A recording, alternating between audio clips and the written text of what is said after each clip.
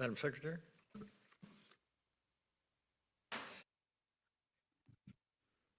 I hereby call the Police Oversight Commission meeting to order on Thursday, April 9th, 2026 at 5:04 p.m. Madam Secretary, please conduct roll call. Commissioner Goronsky. Commissioner Mejia. Present. Commissioner Perea. Commissioner Said. Commissioner Vega. Vice Chair Castillo-Lawton. Yes, here. Chair Carpenter. Here. Records show we have 5 members present. Chair Carpenter, you have a quorum with an absence from Commissioner Vega and Commissioner Perea. Thank you. Next on the agenda is the Pledge of Allegiance, and we're going to have our Vice Chair lead us in that today.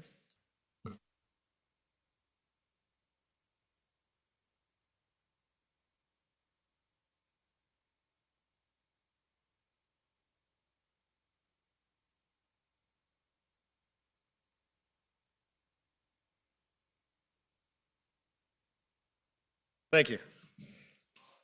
All righty. Next, we have the public comments section, and this is the time for the commission to receive comments from the public. We will not accept any additional requests for speaker cards once we begin the public comment sessions. If you have not already, please submit your request to the recording secretary. Speakers will have 3 minutes to speak. Madam Secretary, do we have any public speakers? Chair, at this time, there are none. Thank you. All right, let's move on to the consent calendar. Next is the consent calendar, items number 1 and 2. Is there a motion to approve the consent calendar? I'll make a motion. Do we have a second? Thank you. Madam Secretary, please conduct the roll call. Motion by Commissioner Said and seconded by Commissioner Goronsky to approve items number 1 and 2 of the consent calendar. Commissioner Goronsky? Yes. Commissioner Mejia? Yes. Commissioner Said? Yes, thank you. Vice Chair Castillo-Lawton? Yes. Chair Carpenter? Yes. The vote is 5 nays and 5 ayes, I'm sorry, with the motion carries with the noted absence by Commissioner Vega and Commissioner Perea. Thank you. All righty, that is the end of the consent calendar. The Police Oversight Commission will recess to closed session. We will now recess this portion of the meeting to consider items number 3 listed on the business calendar at 5:07 p.m.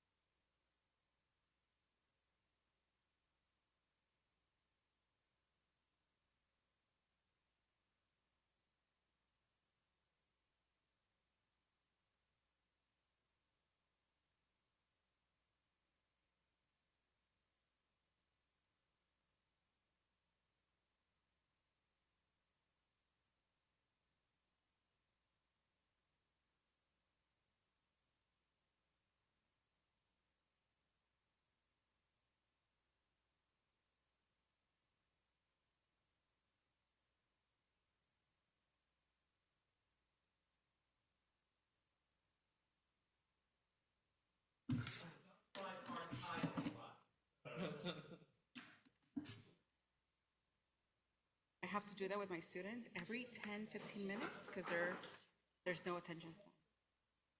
So bad. So I can't lecture traditional lectures of 1 hour and 20 minutes straight. I have to do every 20 minutes, which is more like law school, right? Where it's a discussion, like asking at least to engage them. Not blindly, so I don't do the Socratic method of blindly because poor kids, but I'll do like think, pair, share type of activities. So it breaks them and it forces them to re-engage, or else not paying attention. It's bad. Yeah, it is bad. The UCI kids, better. Fullerton, What is this? in Fullerton, I'm teaching. I'm in the creme department, so I'm doing this semester series, and then it's very intro. I big, like in a policy lens. So I'm policy lens, and then at UCI, I'm teaching documented immigrants, but through a policy lens, race, because my that's what I research. Other in neighborhoods. But we have to be trained in certain sectors. But I can't teach like across the police. Right? It's not my expertise. Like I know basics, but not to teach Yeah. a specific class. Yeah, but we're ooh, I didn't.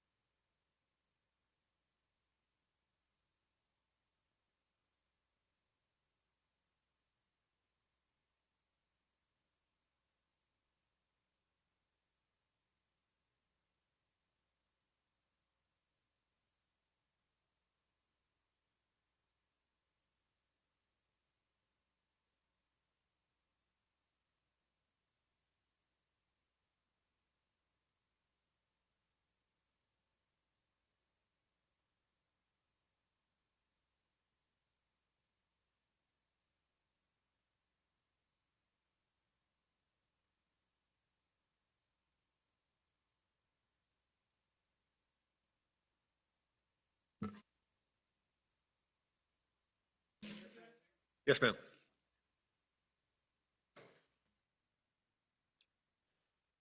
All righty, we're back. I hereby reconvene the Police Commission meeting to order at 5:41 PM.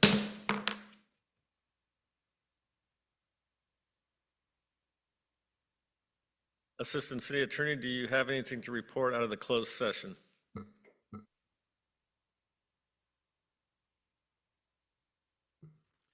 No, Chair, there's nothing to report out of closed session.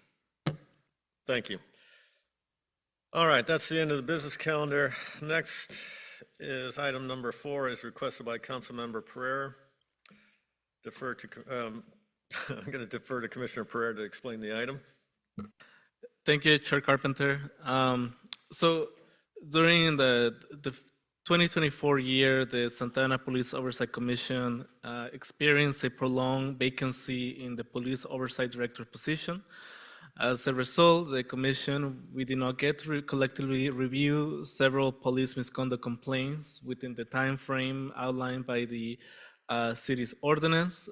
So given the commission's role in ensuring transparency, accountability, and public trust in the police complaint process, I think it is appropriate for the commission to receive a comprehensive accounting of the complaints that were received that year, but were not reviewed during the period necessary. So this item is to request for the commission to discuss and direct the police oversight director to conduct an audit and prepare a report for the commission on those 2024 complaints that were not reviewed by us. And yeah, I have outlined some of the components of that audit and that report. Thank you. Are there any comments or questions from commissioners? We'll start with Commissioner Gronsky. Thank you. Vice Chair? No. Commissioner Mejia? No questions. Commissioner Syed? No questions, thank you. And Commissioner Pereira, I don't think you have any questions. All righty then. Madam can we get somebody to make a motion to approve that? Commissioner Pereira's motion? I'll make a motion.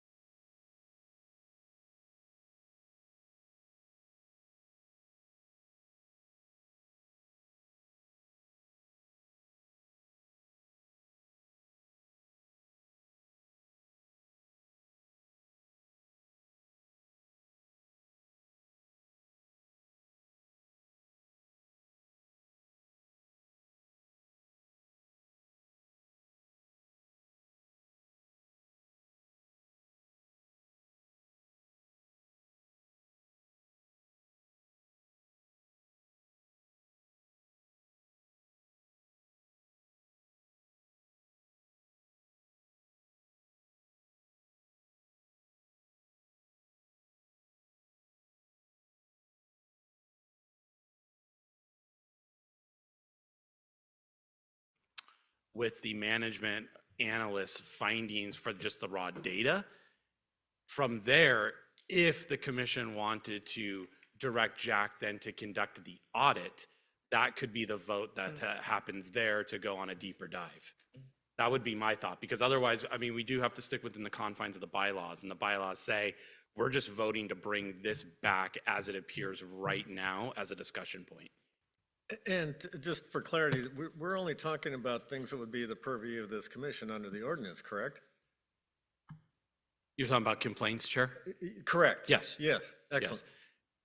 And my recommendation, I like what Director Morse pointed out, is this idea of letting the management analyst perhaps tabulate those complaints which are very, very clear on their face to fall within the purview of the ordinance. To the extent that they're murkier, I would recommend that they either be assigned to myself or to Jack to actually look at it and decide whether it would fall within the purview. Go ahead.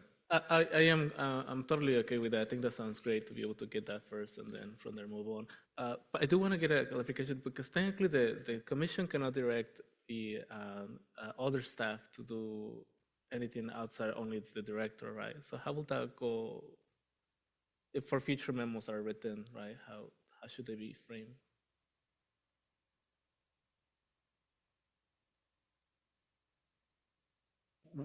We could direct.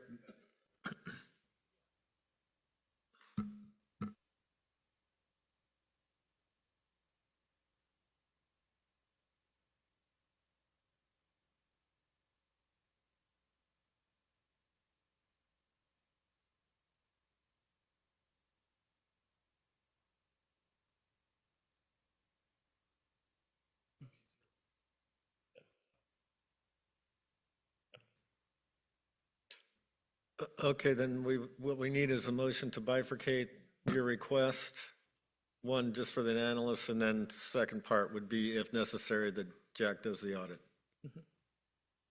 Okay, somebody want to make that motion? Yeah, so I'll clarify. So the motion will be for the police oversight director to work with our analyst to bring a report on the complaints from 2024. And yeah, that's it. Are we bifurcating though? Or we're making that clear? That there's a bifurcation, just the report and then possible audit? Yes. Okay, great, thank you. I'll second. All righty, Madam Secretary. Conduct a roll call vote, please.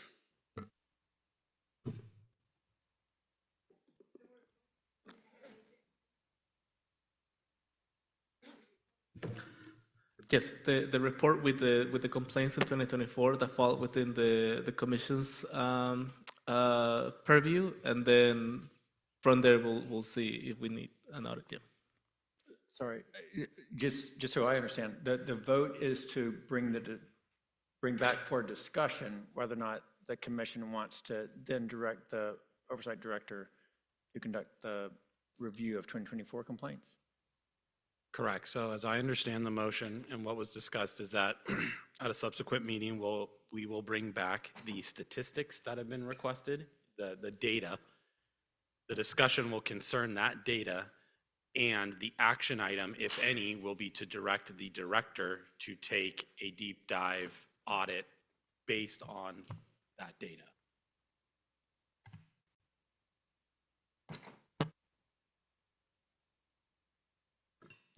Motion by Commissioner Perea and seconded by Commissioner Said to bring back the item at a future meeting. Commissioner Goronsky? Commissioner Mejia? Yes. Commissioner Perea? Yes. Commissioner Said? Yes, thank you. Vice Chair Castillo-Lawton? Yes. Chair Carpenter? Yes. The vote is 6 ayes. The motion carries with a noted absence from Commissioner Vega. Thank you. All right, that's the end of the commission requested item. Next is a study session. The next item is item number 5, study session relating to Assembly Bill 48. Okay, and we have a staff presentation on that. A short one, I'm sure.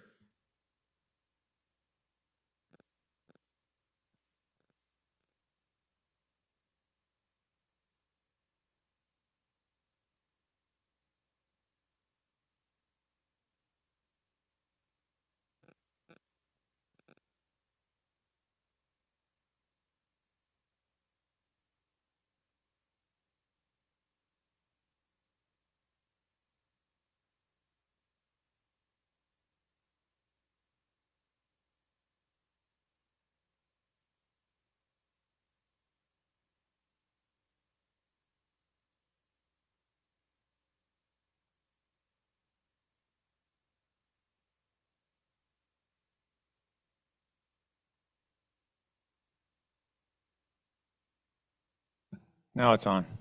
Good evening, commissioners. Appreciate all of you joining me here tonight to talk about AB 48, related policies and related reports. So just so you know, there are technically 84 slides in this PowerPoint presentation. One has been duplicated inadvertently, so really only 83. So I recommend you sit back, relax, and just let all of this information wash over you. So what we will talk about tonight, we'll start out with an overview of AB 48, Assembly Bill 48, which has to do with kinetic energy projectiles and the use of chemical agents by law enforcement officers. Then we'll talk about SAPD reporting related to AB 48. Then we'll do a deep dive into related policies. Now, there are a lot of SAPD use of force policies, but we'll just focus on those 3 that are specific to AB 48, and that's the control devices policy, number 303, First Amendment assemblies, number 429, and then the 40 millimeter procedure, number 3004. Now, some of these policies address other issues that are not related to AB 48. For purposes of this discussion, I'll just be referencing the provisions within those policies that are relevant to AB 48. Slide. I have a question. Yep. Do you prefer, or are we deciding to do our usual method of reserve the questions till the end? Or do you prefer for us to ask questions in between, given the length of the presentation? Yeah, I think it would be kind of good to hit them as we go, but I think we need to limit that to 3 minutes maximum. Can we maybe do it by section? So you already know the way it's broken down. So after you cover the overview of the bill, questions, after you cover one policy, questions, so that way it's at least organized? Yeah, that makes sense. And again, one round of three minutes, and please refrain from comment, keep it as questions, just for the sake of time. And before we begin, what is a KEP? Kinetic energy projectile. Thank you. Yep. Okay, so we're clear, 3 minutes, questions only. Save your comments for the end. Thank you. Okay. And of course, I invite the chief and commander to chime in as well if there are. Oh, thank you. This is awesome. Now I've got my clicker. Commander, you are relieved of your responsibilities as a slide forwarder person. All right. All right. So let's start off with an overview of Assembly Bill 48. Assembly Bill 48 is divided into 3 primary sections. Section 1 has to do with use of force reporting. So according to Section 1, this requires law enforcement agencies such as SAPD to monthly report to the Attorney General any instance when a law enforcement officer is engaged in a shooting or incident resulting in serious bodily injury or death. These reports must include demographic data of both the subject and the officer, whether the subject was armed, number of officers and subjects involved, things like that. Section 1 is not relevant to our discussion tonight. It doesn't address crowd control, KEPs, or chemical agents. I just include that for your information. Section 2 of Assembly Bill 48 is relevant to our discussion tonight. So Section 2 is codified at Penal Code 13652.1. And it defines kinetic energy projectiles, which I'll refer to as KEPs, as less lethal devices designed to be launched as a projectile that may cause bodily injury through the transfer of kinetic energy and blunt force trauma. This includes rubber bullets, beanbag rounds, and foam tip plastic rounds, such as those discharged from a 40 millimeter launcher, which SAPD officers are issued. I understand that there's one issued per squad car. Now, KEPs do not include the taser, otherwise known as a conducted energy device or conducted energy weapon, and it does not include the baton because that's not a projectile, obviously. Section 2 goes on to define chemical agents. It's defined as any chemical that can rapidly produce sensory irritation or disabling effects in humans, which disappear in a short amount of time. Now, there are 2 broad categories within chemical agents. That is tear gas, which includes CN gas and CS gas. Those initials stand for words that I don't know how to pronounce and will not try. Aside from tear gas, you also have pepper balls, pepper spray, and OC spray, and we'll delve into the differences in those 2 categories. So first of all, tear gas is composed of various chemicals. Exposure to tear gas causes coughing, tears, stinging, feeling of suffocation. It's very hard to breathe, your eyes sting a lot, and it's very discomfortable. It's usually deployed via smoke-producing canisters or grenades that are utilized just like a live grenade. Pull the pin, toss it, smoke comes out. Tear gas is generally used to disperse large crowds, or you may toss it into a building to try to force occupants out of the building if they won't comply with orders to exit. So tear gas will create a large billowing cloud that easily drifts throughout a large area. Here's a picture of tear gas. This is not SAPD officers. This is the State Patrol. This is just for your reference what tear gas looks like when deployed. Here's a picture of a tear gas canister that's been deployed. OC spray. So unlike tear gas, which is designed to disperse throughout a large area, OC spray is much more concentrated. Its composition is different. It gets its irritant effect from a concentration of hot peppers. OC spray is just a much more concentrated version of pepper spray, which you may buy off the shelf. A lot of people may carry OC spray with them for personal defense. Law enforcement officers tend to utilize that higher concentration of OC spray. Typically, officers will have a small canister that they can carry on their patrol belt. And once exposed, again, it causes watery eyes, a lot of stinging, pain. Again, it's very uncomfortable. It can be discharged as a foam, a mist, or a gel. And again, generally OC spray is used to target a single individual. You can do a sweeping motion, target several individuals, but usually you're just targeting one individual. It's not uncommon for that OC spray to hit unintended targets, including other officers. Here's what a small canister of OC spray looks like. Again, it can fit right on in a designated pouch right on a patrol officer's belt. Here's a picture of OC spray in use. Again, this is not SAPD. This is for display purposes only. This is actually a police department in Brazil. So Section 2 of AB 48 goes on to describe when KEPs and chemical agents can and cannot be used. Generally, it says that kinetic energy projectiles and chemical agents shall not be used to disperse any assembly, protest, or demonstration. But there is a big but here.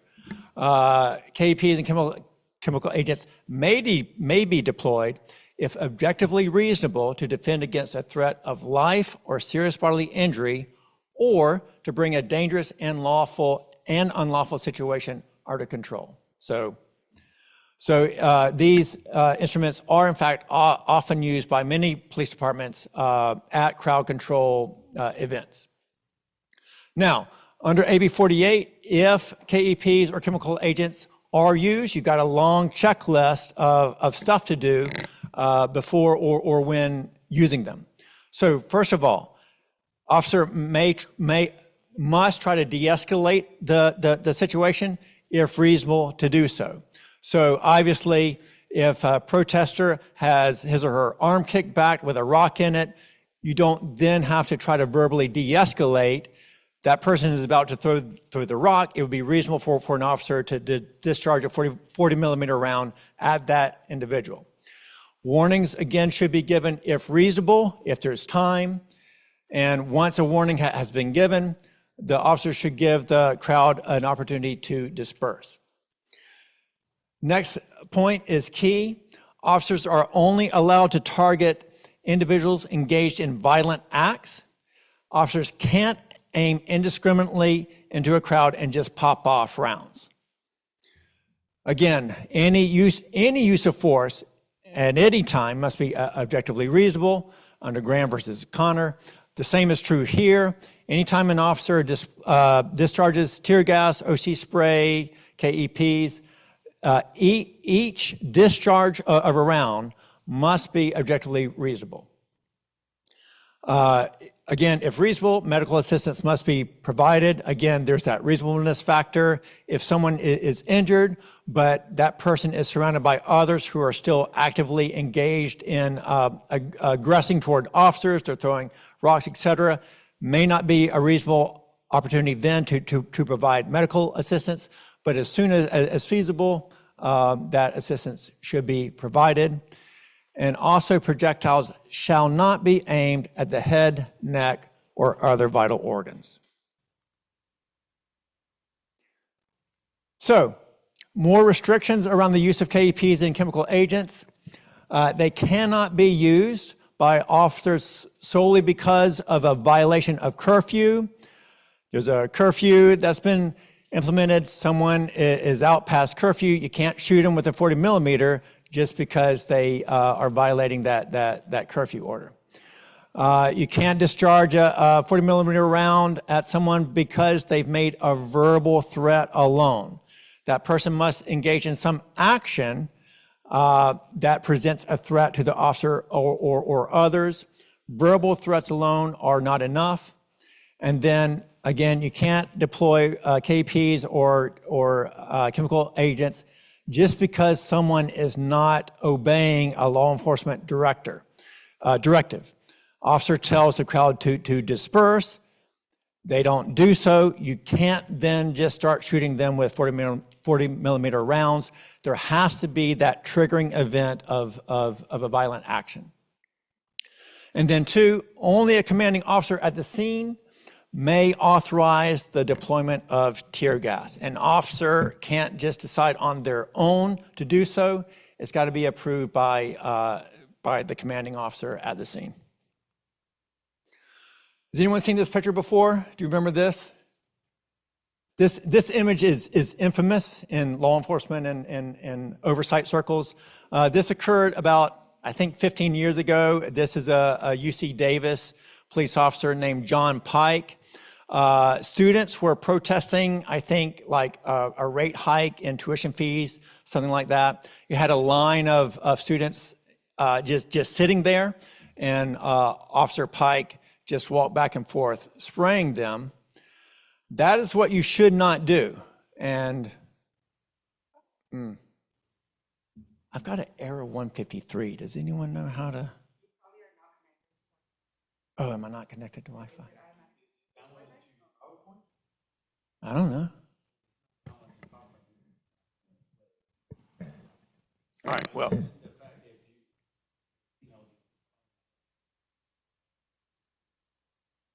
Oh, okay. All right. Well, all that was a video of Officer Pike walking back and forth, continually spraying OC spray at this group of students who was just sitting there. Again, the students had not obeyed in order to disperse, but they were just sitting there. They weren't throwing rocks. They weren't aggressing toward officers. They were just sitting there peacefully protesting. If that's occurring, you can't deploy tear gas, you can't spray them with OC spray, and you can't shoot them with KEPs.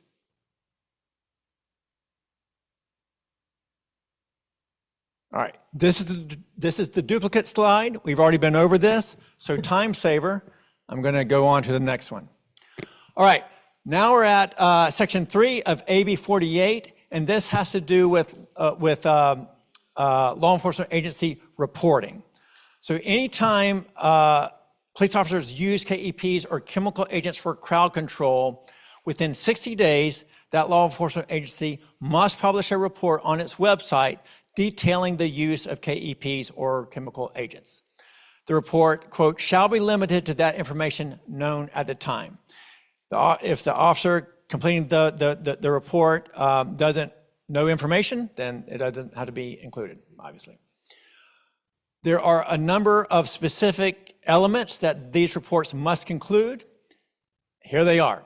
Each report shall include only the following: a description of the incident, including crowd size and number of officers involved, the type of KEP or chemical agent deployed, the number of rounds or quantity of chemical agent deployed, the number of injuries, justification for using the kinetic energy projectile or chemical agent, and whether or not de-escalation was used. Also, California DOJ is under a directive to post a link to each agency's AB 48 reports. So if you go on Cal DOJ's website, they've got a section where you can access the reports for all those agencies that have reported to Cal DOJ, but it just takes you to that agency's link. There's no additional information that DOJ provides. And it's worth noting here that these AB 48 reports shall only include this information. As I read the statute, even if a law enforcement agency wanted to include more information, they can't. The report is limited to these specific items. All right, so SAPD has posted on its website 5 reportable incidents from 2025. There were no reportable incidents from 2024, and in 2026 so far, there have been no reportable incidents. So just 5 from 2025, and all those reports are available on SAPD's website per AB 48, and each of you have a copy of them in your packet for tonight's agenda. Now, one thing that the POC analysts and I did, we went through and we ascertained whether or not each report contained the necessary information under AB 48, and the analyst has color-coded each report. So each requirement has a different color here, and I'm going to go through each of the reports, and you'll see that color coding system. Now, spoiler alert, I'm just going to go ahead and let you know each report does include information regarding to each of these 5 categories. So I'm not going to go through each color on each report. Just know that information regarding each of these 5 categories is included in each report. But I do want to go into some more detail on each report and give you a sense of the type of information that is included and the type of information that is not included. So this first report comes from February 1st of 2025, and the report says that personnel from SAPD were deployed to the intersection of Bristol Street and McFadden in response to a protest. Officers were dressed in department-approved uniforms and equipped with civil disturbance and riot control gear. So they're decked out in helmets, they have shields, that type of thing. As the protest escalated, SAPD officers faced aggressive resistance from multiple protesters. Individuals in the crowd began throwing various objects, including liquid-filled water bottles, directly at law enforcement personnel. Additionally, a police vehicle with 2 officers inside was vandalized as they attempted to maneuver out of an area heavily occupied by protesters. So in response to targeted assaults, SAPD officers deployed 40mm direct impact sponge rounds specifically aimed at individuals who were engaged in violent acts. At no point were KEPs fired indiscriminately into the crowd. Crowd size was about 200. Officers on scene were about 36. And there was one documented injury. De-escalation was used, and each report contains these check boxes where the report writer can notate whether or not de-escalation was used and what that entailed. Here, officers issued verbal commands, requested additional officers respond to the scene, things like that.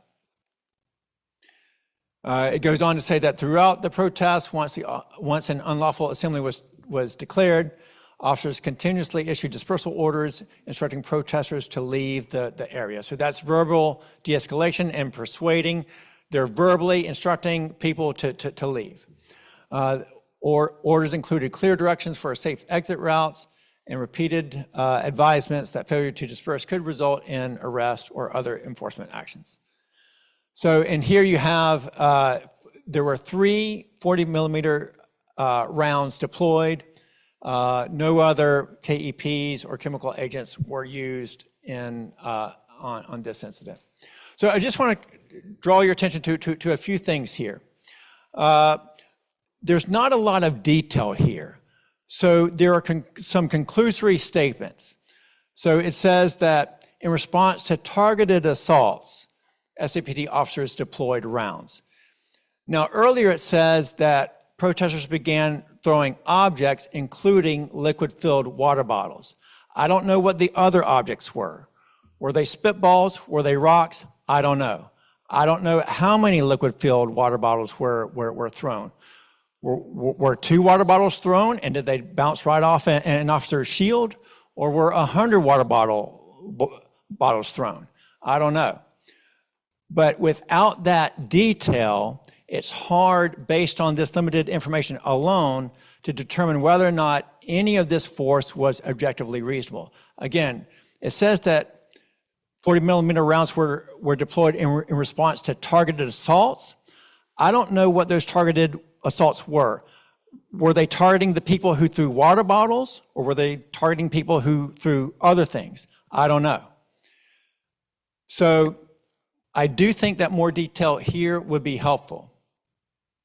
Also, you'll notice that at the bottom of each report, it's approved by a commander.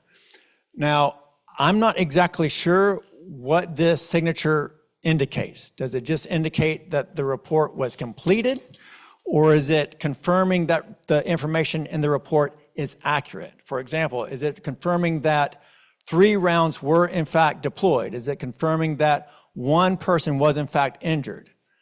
It's not exactly clear to me. So that's just an unresolved issue.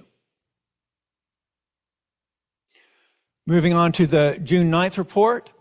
So on this particular day in question, personnel from SAPD, and this is departments from all of Southern California. You've got Orange County Sheriff's, Garden Grove Police, Anaheim Police, Costa Mesa Police, and like 12 other agencies, all on scene to address a protest. So let's see. So this was in response to the anti-ICE protest in downtown Santa Ana. Officers again are showing up in riot gear. Says that as the protests progressed, officers encountered assaultive resistance from multiple protesters. Individuals in the crowd began throwing dangerous objects, including illegal fireworks, rocks, bricks, concrete, glass bottles, and other unidentified projectiles directly at law enforcement personnel. I do like that there's more detail here. It's not just water bottles and other stuff. You've got rocks, fireworks, concrete of all things, glass bottles. So that additional detail I find to be very helpful. But again, it says 40 millimeter rounds and CS chemical agents were deployed in response to targeted assaults. These are short reports. There's not a lot of room for detail. I don't expect the level of detail that you would get in the actual use of force reports. And presumably, there is a separate use of force report tied to each use of force incident. Of course, it's impractical to include all that detailed information that you would expect to find in a use of force report in the AB 48 reports. But because of the use of a lot of conclusory language, targeted assaults without explaining exactly what that means, it is hard for an outside entity, such as myself, to ascertain whether or not any of this force was actually objectively reasonable. So if you want to do a deep dive into whether or not any of this force was objectively reasonable, someone would probably have to go back and look at the actual use of force reports and possibly the body-worn camera video. Crowd size, a big crowd, 500 to 1,500, about more than 200 officers involved. And again, you've got check boxes for de-escalation techniques used. Something else I'd like to see is a better description of how de-escalation was employed in the narrative. So the narrative could say officers, tried to verbally persuade the violent protesters to leave. Additional officers were called to the scene, things like that, because these de-escalation tactics were unfruitful. Officers deployed rounds, et cetera. So I'd like to see that woven into the narrative so that an outside assessor has more information as to how de-escalation was actually employed. Again, so here you've got 105 40 millimeter rounds deployed.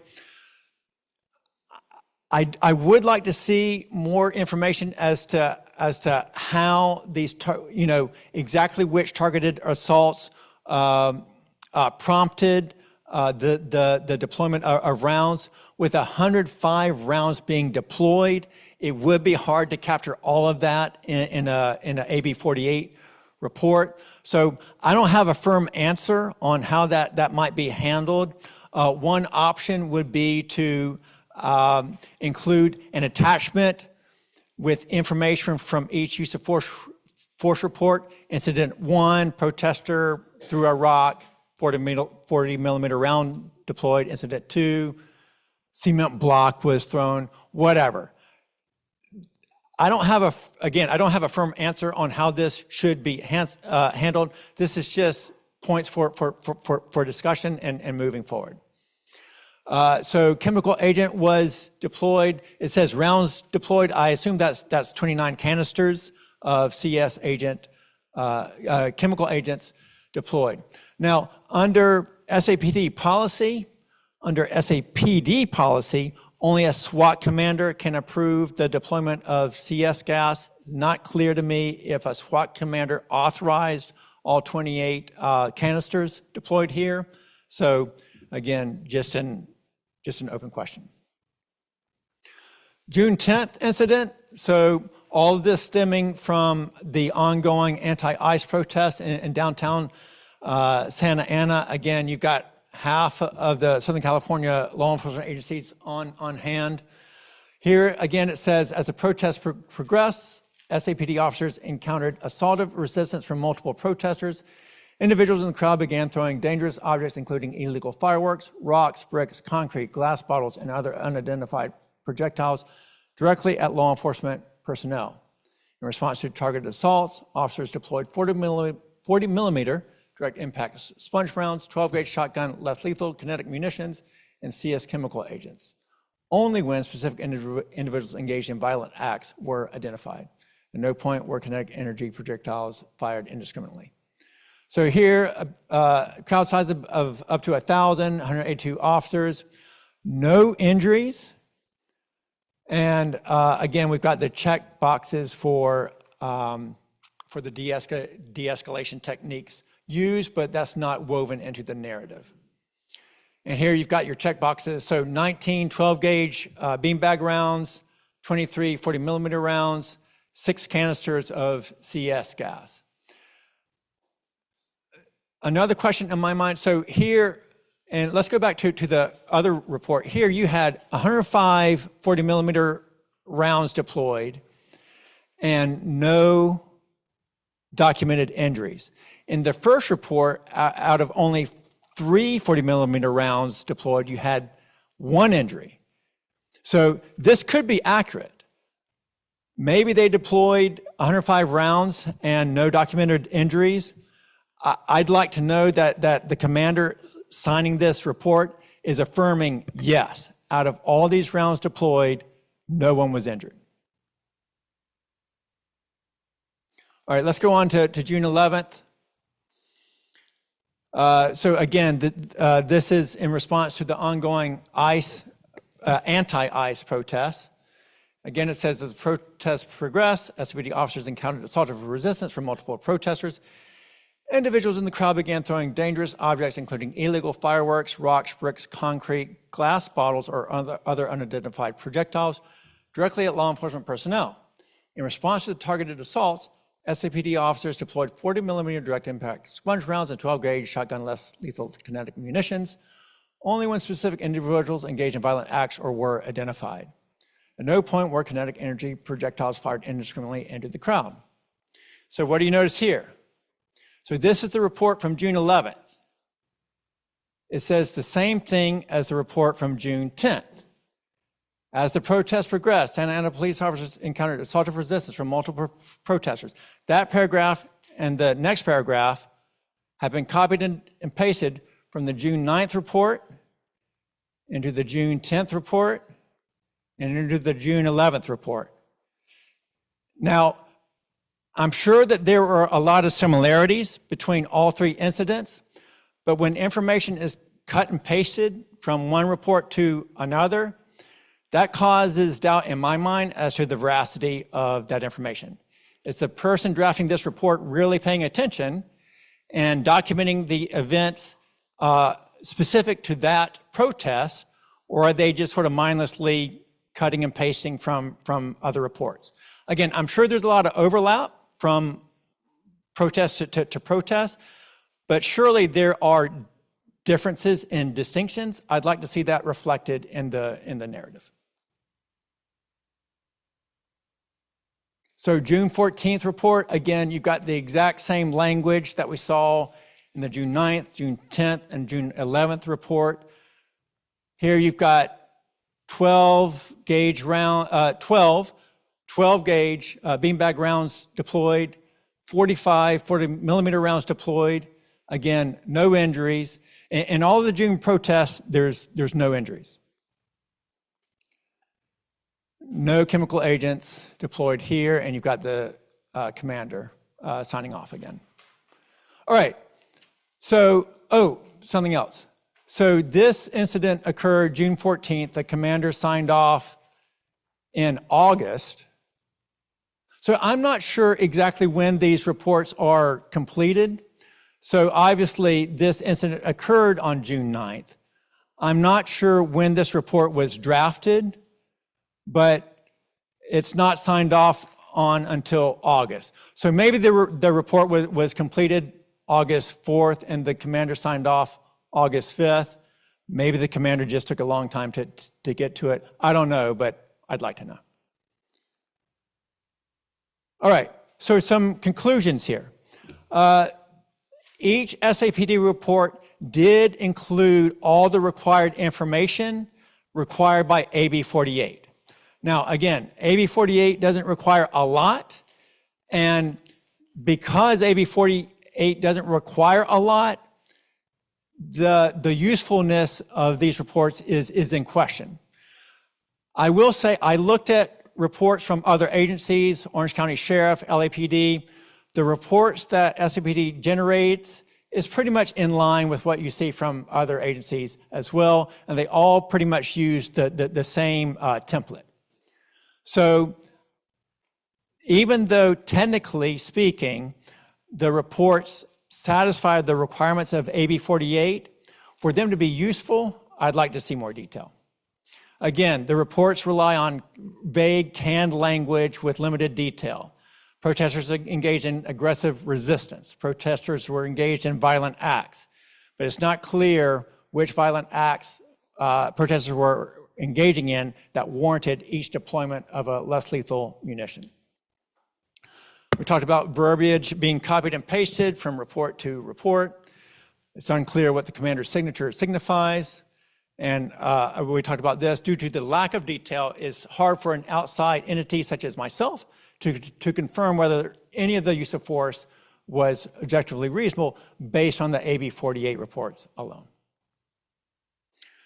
So again, to conduct that type of analysis with the AB 48 reports available, you can't do it. You'd have to go back and look at each individual use of force report and perhaps the body-worn camera footage.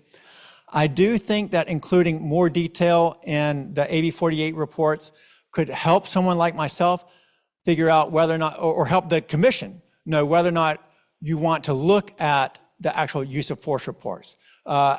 Let me go back to June 9th for another example, which is something I forgot. So in the narrative here, February 1st, actually. Okay, it says in this middle paragraph here, the red part, additionally, a police vehicle with 2 officers inside was vandalized as they attempted to maneuver out of an area heavily occupied by protesters. I don't know what that means. I don't know if someone was throwing toilet paper at a patrol car or if they were trying to light it on fire. So again, more detail would be helpful to, again, this is helpful context. Okay, cars are being vandalized, but what does that mean exactly? If someone is just lobbing toilet paper rolls at a car, you can't respond with force. So if the report had more detail and said, in response to someone throwing toilet paper at a squad car, I shot him with a 40 millimeter round, then that's a red flag, right? I'm gonna wanna go back and look at that use of force report, figure out, did that really happen? And if so, that's a problem. So again, looking for more detail. Okay. We talked about the commander's signature.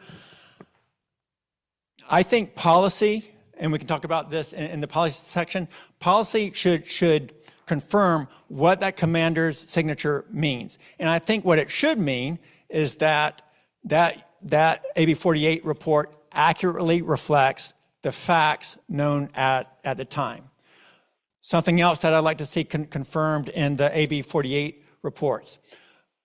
Again, we'll talk about this in the policy section, but according to SAPD policy, only a SWAT commander can approve the deployment of tear gas.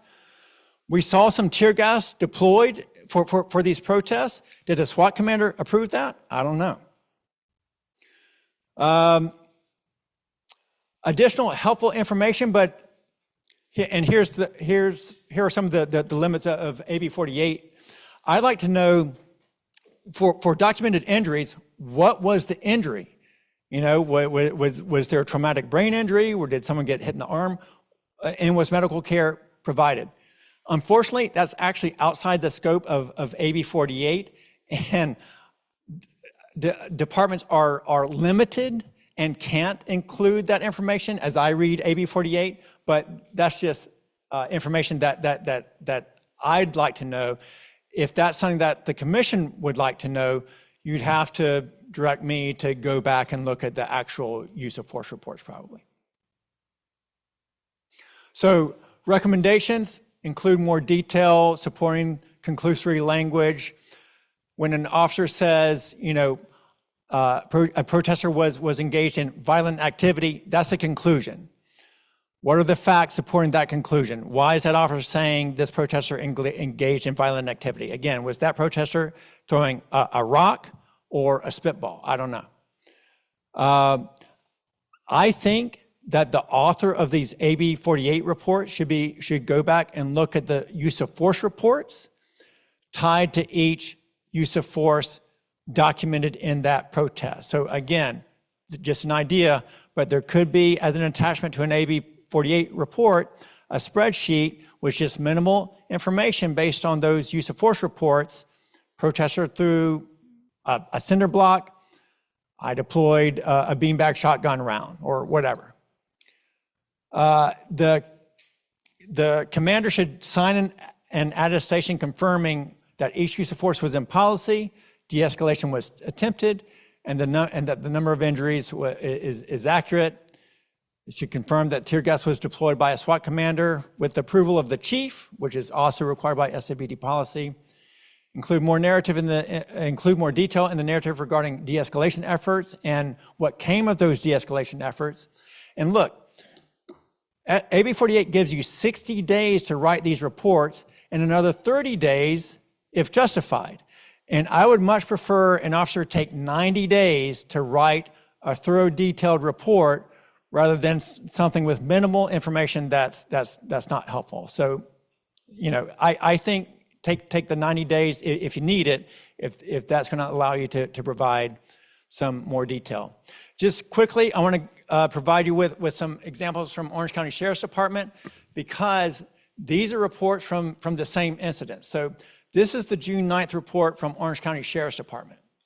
Again, you notice here that the template is the same. This is June 9th. OCSD responded to assist the Santa Ana Police Department with crowd control after SAPD declared the protest an unlawful assembly and gave multiple dispersal orders. The crowd was estimated between several hundred and about 1,000. OCSD formed a skirmish line with SAPD and worked to move the crowd east. I like that kind of detail. What are you doing besides just identifying the protesters as violent and deploying rounds? I like that kind of detail. It says, during this effort, individuals in the crowd threw water bottles, rocks, and fireworks. Again, the SAPD report just said water bottles. Here we've got more detail. Water bottles, rocks, fireworks, mortars, explosives. OCSD deployed KEPs and chemical agents in response to these specific threats. The deployment was based on observed assaults on deputies while they were assisting SAPD with dispersing the crowd. Now here, the report breaks down. OCSD also doesn't include the type of detail I'd like to see, but I do like that it includes a little more detail than the SAPD report. Here's the OCSD report from June 10th. Again, OCSD is assisting SAPD with the anti-ICE protest. It says SAPD issued multiple dispersal orders using a public address system in an attempt to de-escalate. So here, this author is describing the de-escalation efforts in the narrative, not just limiting it to checkboxes at the bottom. It says, after these efforts failed to stop the assault, so we tried de-escalation, that didn't work, so then we deployed, or SAPD, deployed OC gas to disperse the crowd. I like that Orange County is reporting on what SAPD did. Anyway, during this period, during this period, an individual attempted to throw an OC gas canister back toward the skirmish line. An OCSD deputy responded by deploying one 40-millimeter foam baton round to stop the threat. I like that kind of detail. It's not just a protester engaged in a violent action. It's an individual attempted to throw an OC gas canister back toward the skirmish line. That is detailed, and that is helpful information to help an outside entity to determine whether or not that particular deployment was objectively reasonable. Now, again, that's one deployment, and for instances where you've got 105 rounds discharged, it becomes unwieldy to include that type of detail for each incident, but again, it could possibly be included in a appendix or exhibit, like a spreadsheet. All right, so later in the incident, deputies observed additional individuals launching projectile-style fireworks toward officers, and a deputy deployed approximately 5 pepper ball rounds at one subject. So again, more detail than just, we were met with violent resistance, so we deployed 105 rounds.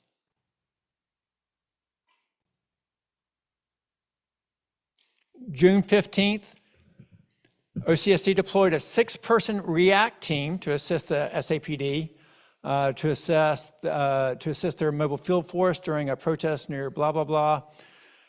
The assembly was declared unlawful.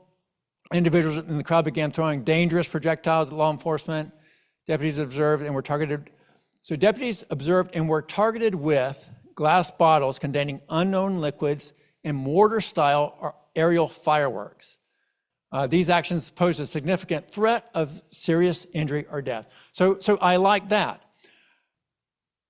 What triggers the authority to use KEPs and chemical agents? A threat of death or serious physical injury. So here the report is saying, okay, we're being hit with these Molotov cocktails. That endangers our life or the lives of others. So we're responding with KEPs or whatever. All right, here's an example of what not to do. This is from the Los Angeles Police Department. Again, this is June 9th, 2025. This LAPD officer says there was a large protest in downtown LA which focused on deportations and ICE raids. So again, more anti-ICE raids.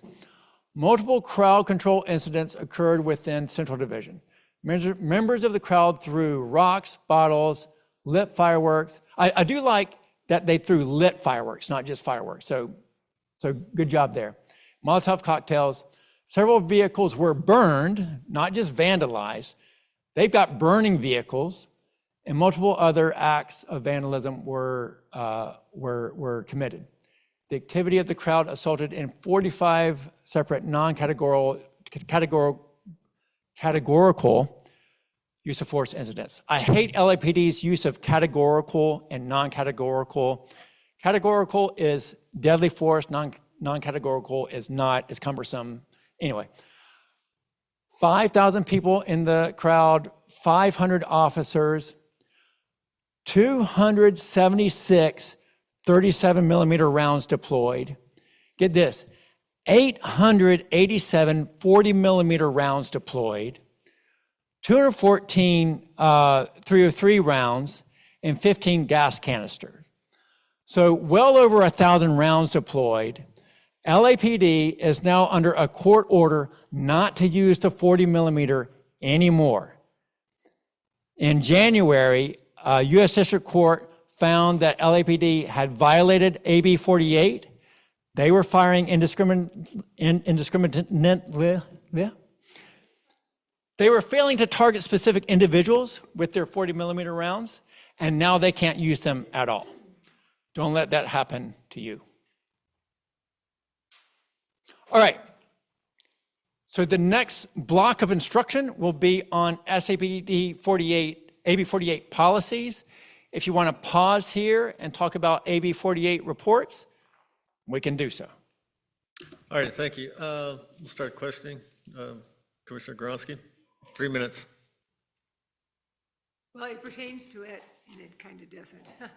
Back to where they give the cans of stuff, what's it called again? The spray that they use on the people.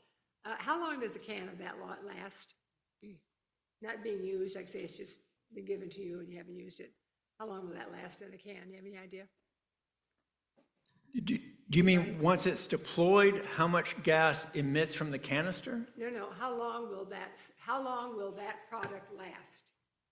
In other words, I was, when I became a code enforcement, I was, the officers gave me that, police department gave me that to carry with me because I went onto people's property. And it was a can I would use in case, maybe it was for dogs or something, or somebody chasing me out of the neighborhood. I luckily never had to ever use it. I haven't worked there now for a while, but it sits, I have it sitting in my car, the door of my car, just when we go on trips or something. And it probably was issued 10 years ago. So how, is that still good? You want to know if it's expired? Okay, I like that. Sorry, is that your question? Yeah, is it still good to use? Will it still work if I would need to use it? Probably. I'm just curious. I don't know, but I wouldn't want you to use it on me, even if it's 10 years old. Even But what? I wouldn't want you to use it on me. I don't know if OC spray has an expiration date. Oh, okay. What did the police issue? You don't know either? It's also sprayed. I think it may have an expiration date, but it still works. Okay, I'm just curious. I'm sure it works. Again, I wouldn't want you to use it on me, so please don't. No, we don't get in my way. Just teasing. Okay, well, I was just curious as to how long those last. Okay, all right, thank you. Vice Chair. I have no questions. Oh, thank you. I have a couple. When was AB 48 passed? What year? Sorry, say again? When was AB 48 passed? 2021? Oh, thank you. And the injuries that are listed here, does that include officers or is that only protesters? I believe that's subjects injured. I'm sorry? I believe that's subjects injured. Yes, that's for any subjects that were injured. Okay, oh, shoot. Oh, yeah, and these reports that we saw, that's only SAPD. If they fired 100 rounds, that was SAP. That wasn't the conglomerate of everybody, is that correct? Everybody's filing their own reports, is that correct? That's correct. So if an SAPD AB 48 report says 48 rounds deployed, Gotcha. that's SAPD officers deployed 48 rounds. They're not reporting on Orange County Sheriff or Gotcha. Gardner Road.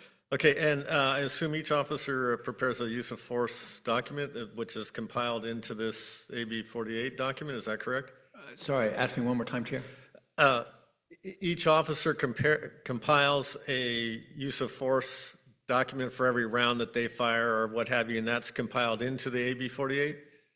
So anytime an officer uses force, it's my understanding per SAPD policy that officer should complete a use of force report. So if I'm an officer at a protest, I discharge 10 rounds with a 40 millimeter, I have to write a use of force report describing why I deployed each round, why I found each one to be objectively reasonable. And then a supervisor would review that report and confirm that the use of force, each use of force was objectively reasonable and in compliance with the law and policy. So as I understand it, After a protest, each officer is filling out their own use of force reports, which then goes up the chain.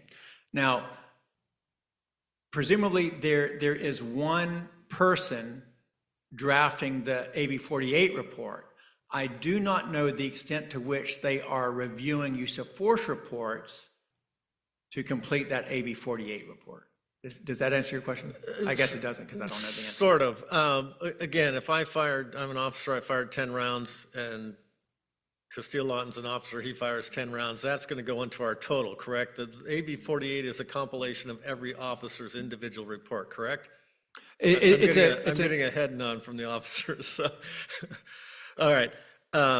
And are those reports then like a codicil to the AB 48, or is that just kind of like forgotten about? Each individual report, is that part of the AB 48, or is that just they're not? Okay. They're separate reports. Again, No, I understand, but does it all become one big document? You No. understand what I'm saying? Because that way you have all that other information that you want to see. It does not. Okay, thank you. And somebody explain to me what a 303 round is. Are we talking a rifle round at the LA? No. What's a 303 round? The LAPD? I believe 303 was the policy, our policy is 303, which is the launcher. It's another, I don't think SAPD uses. You're talking about No, the no, no, FN it 303? was the LAPD. You Yeah. said Fabricate National 303. It's some sort of Impact. KEP. I'm sorry? It's a KEP round. Oh, it is. Okay, thank you. All right, that's my questions. Thank you. Commissioner Mejia. Thank you. So some of them would be for Director Morse and then other for the Sonata PD. So when the incidents happened, I actually had a meeting with both of you and asked about the chemical agents that were used on, and from what I recalled in the meeting, that was a long time ago, you had disclosed that more likely it was a pepper spray, but seeing these reports, it seems that the pepper spray was from the OC, and Sonata PD actually deployed the chemical, the CS canister. Is that correct? Based on what's on the report, would that be correct? Yes. Okay, and then my other question is, so on page 14 or slide 14, when it talks about when it is used for crowd control, the section where it says only target individuals engaged in violent acts. The way I interpret this, and based on AB 48, and correct me if I'm wrong, is that in the event of crowd control and in the event that they try to de-escalate, then when they are using any KEPs or any of the chemical agents, it can only be targeted to that person that is causing disrupting. Is that correct? Right. They should specifically be targeting the individuals who are creating a risk of death or serious bodily injury, or creating a situation where that is dangerous and unlawful. Can you think of an example that would be objectively reasonable, that would justify a law enforcement agent to disperse to a crowd? Is that ever allowed?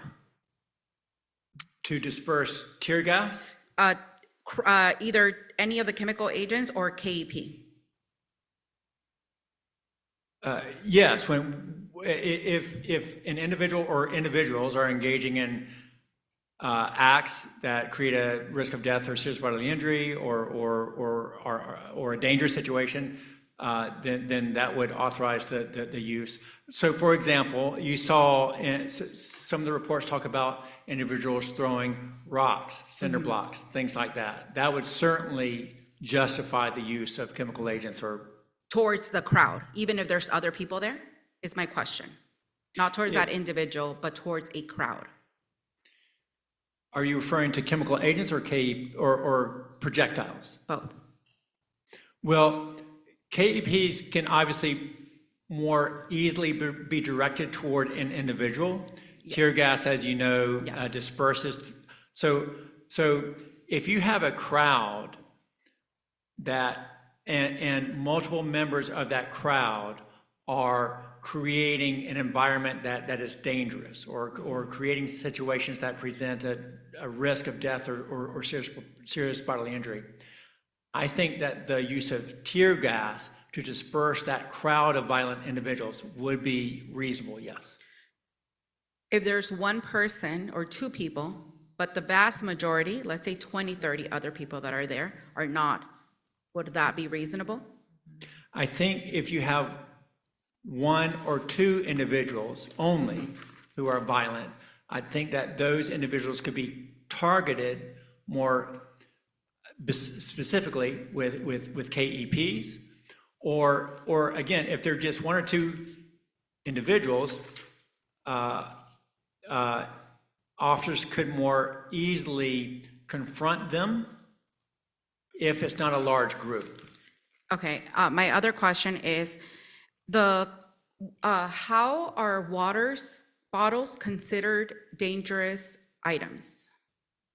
So if you've got one If thing, they're not frozen, right? I can understand, I've seen where they made that argument, but just liquid water bottles.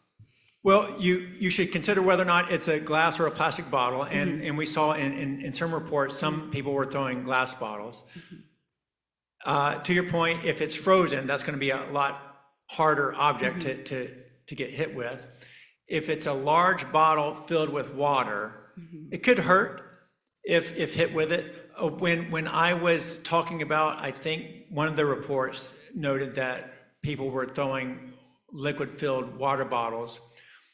I would like to know more information. Again, if that's just one water bottle and it hits an officer's shield and bounces off and that's it, I would be much more reticent to use force at that point, rather than if it's 100 water bottles being thrown at officers and it's just an onslaught. Okay, thank you for that. How are injuries being documented? Is it only if reported to the Santa Ana PD?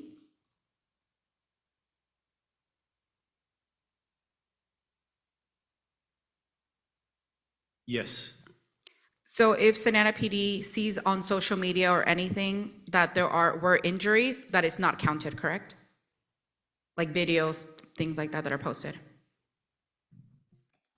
No, not necessarily. It could be anybody else that used force or. Okay, thank you. And then I have, Let me add one more thing, Commissioner. When you're asking about, if you have one or two individuals, is tear gas use justified? The AB 48 dictates that you can't target, sorry, it says you can't fire indiscriminately into a crowd, and you must target only those individuals who are violent. There may be some instances where an officer attempts to target a violent individual and just misses. So that would not, so the key is who is being targeted.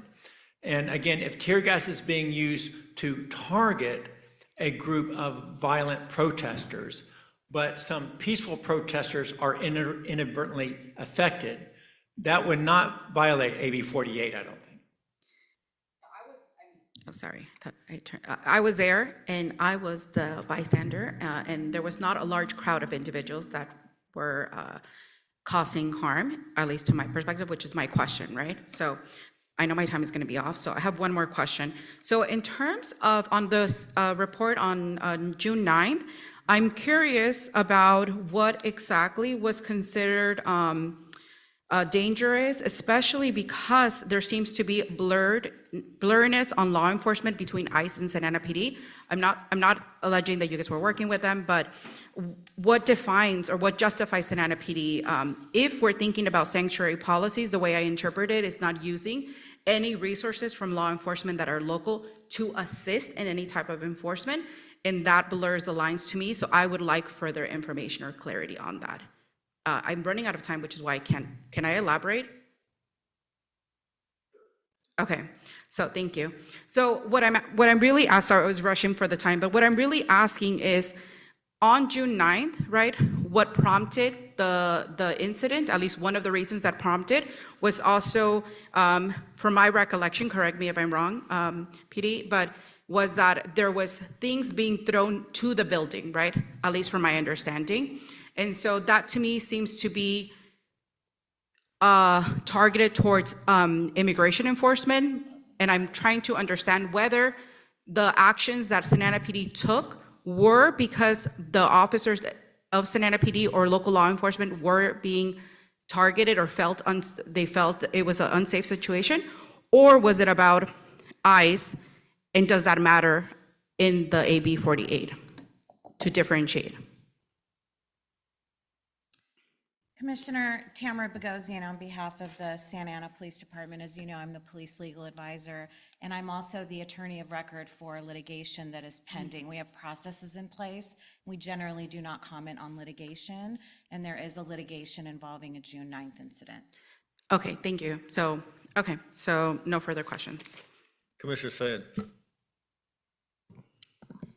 When AB 48 passed, was Santa Ana PD taught on what to include in the report as opposed to reading the requirements and figuring it out themselves?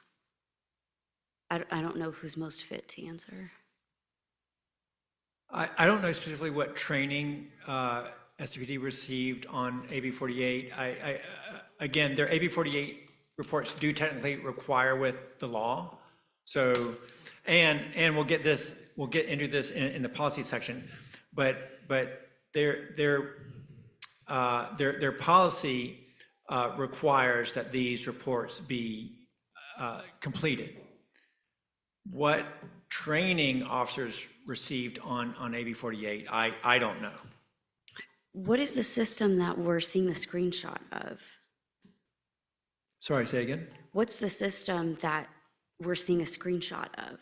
These are the AB 48 reports. I'm not sure I understand. Is it you log into a computer and you log on to DOJ website, or what is this? Like, where is it coming from? That's on SAPD's website. If you go to the policy section, there's a, oh, sorry. Good evening, Commissioner. When Assembly Bill 48 was passed, obviously it was passed without any formal document or form being provided by the DOJ. So I think most agencies did their best attempt to satisfy the requirements, creating and I want to refrain from calling it a report. I think that's a mischaracterization. The law actually calls for a summary meaning brief, containing this criteria. So with that being said, we prepared a summary document, what we thought best reflected the law in keeping with the best practices throughout the state and what other agencies were using that had AB 48 triggering events prior to us. Could there be something like in the summary, it references the use of force report that says, please see all details, or is that not permitted because AB 48 is separate from the use of force police reports? So for example, in police reports, it says, see BWC for full account of what happened. Sure. And the summaries in the TCR or something. Can we do something similar here so it's a summary referring to more details somewhere else? I'll give you a perspective from the police department. The AB 48 reports stand on their own, period, end of story. Okay. That's one process. Those are publicly posted on our website to comply with the law, and the data contained therein complies with the law, period. That's it.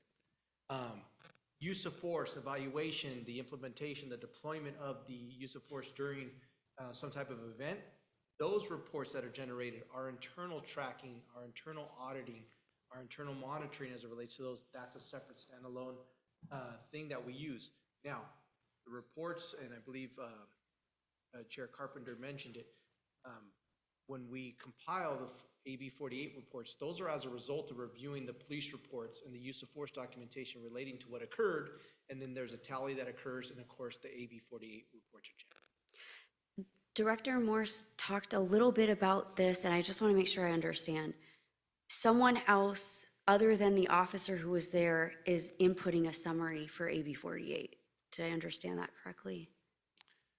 I don't think I said that. I'm not exactly sure who's drafting the AB 48 reports. Who would it be? It would be who we assign to do it, and it's situation dependent. If it's just a one-day standalone incident, then it could be the sergeant that's reviewing it. That could be a task that gets delegated. Nevertheless, there was a lot of talk about what is this commander's signature. Whenever we sign a report, we're signifying that it's accurate. That's what we're signaling. We're verifying that this information contained therein is accurate information. So that's what transpired in that case. In those particular instances, the commanders that generated those AB 48 reports are the ones who signed them. They generated those reports based upon the information that they had reviewed in relation to the incident.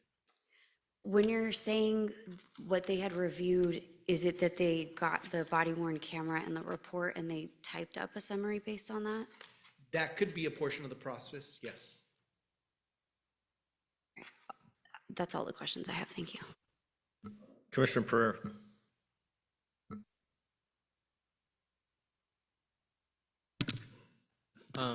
Thank you, Chair Carpenter. I don't have many questions. I think a lot of them have been covered, but I do have one request and several comments. So I guess the first request, Director Morse, so I think with AB 48 and all kind of different reports that SAPD has to report to the state, it's really hard sometimes to keep track of like all of them, right? Like, oh, I'm just gonna go onto the police website and then just look them up. I think what will be helpful for the commission, and if my colleagues agree as well, is that if every time SAPD submits a report to the state regarding AB 48, if like a notification or a quick email can be sent out to the commission and say, SAPD has submitted this, for us to keep track. I just want to interject briefly. I want us to bear in mind that this is a study session, and if it comes back for recommendations, that would be the appropriate time in my mind to suggest any types of potentially policy changes or process changes. So I would just ask that we kind of keep it to general inquiries about what is being presented. Thank you. And just to clarify, so there's a gap in AB 48 on this. So AB 48 requires Cal DOJ to publish on its website links to law enforcement agencies' AB 48 reports. It does not technically require local departments to report that information to DOJ. So for example, if you go to Cal DOJ's website, there's not a link to SAPD's reports. And that's true for a lot of California departments. If you go on the Cal DOJ website, I think there's maybe 24, 25 departments there. And then you can, but if you click on the link for, I don't know, Orange County, whatever, all it does is just take you to the Orange County Sheriff's Department website where the reports are located. So there's no additional information available on the AG website. And again, at this point, SAPD, there's not a link to SAPD reports there. So to date, SAPD has not been reporting the AB 48 reports to Cal DOJ, but it's also not required to do so.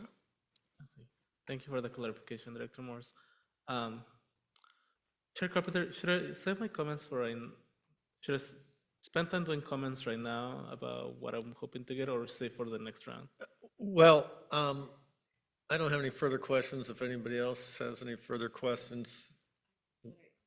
Yeah, you need a break. Okay, I'll tell you what we're going to do. We'll take a 10-minute break, and then you follow-up questions in your comments. If that sounds good to everybody. That sounds great. Thank you. Sound good? All right, 10-minute break. It is 7:02. Yeah, 5 minutes. You want 5? 5-minute break. My apologies, 5-minute breaks. We're timing at 7:02, ma'am.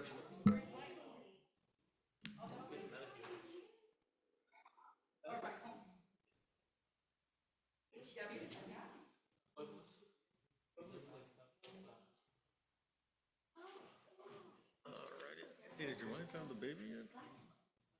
No, what'd she do? 28th. Of this month? No, wow. Yeah. So it's coming up. Yeah, it's coming up, dude.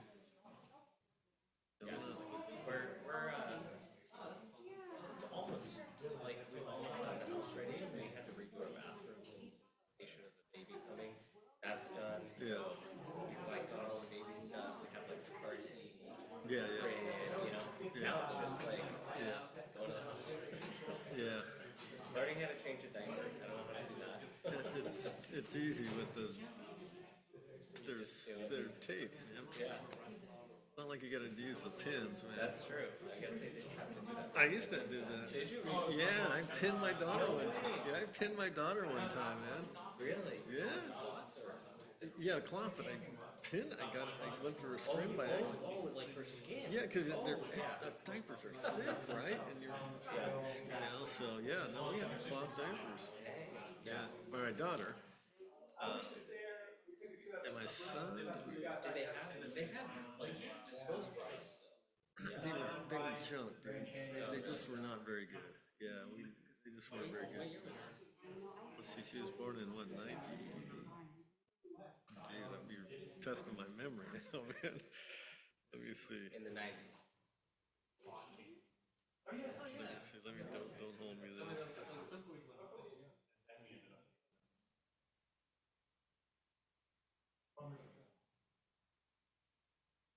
1988. Sorry. Yeah. So we had the diaper service for quite a while. Oh, you did? Yeah. Did you recommend it? No. Do the disposables. You have a baby now. Oh, yeah, because the cloth diapers stay wet. Yeah. You got to put those rubber pants on them, which always leak. And the rubber pants are really tight. They have to be tight, obviously. Otherwise, they do leak. And, no, they're just, no. I wouldn't recommend it. Just go with it. Yeah, I don't like the idea of disposables because of the environmental factor of them, but Just go to landfill. they do. Plastic. They're all plastic. Which you gotta be a little bit careful because you can get that toxic shock, right? On girls, yeah. Yeah, if you leave them on there, Yeah. The toxic shock syndrome that gets inside of them. But no, they're 10 times better. The cloth, and the whole thing gets wet, right? Oh, with the cloth. Yeah, it just goes everywhere. The whole thing gets wet. Yeah, and no. They're miserable. And they stink and. The cloth ones have gotten better. I guess they're a lot more intuitive these days.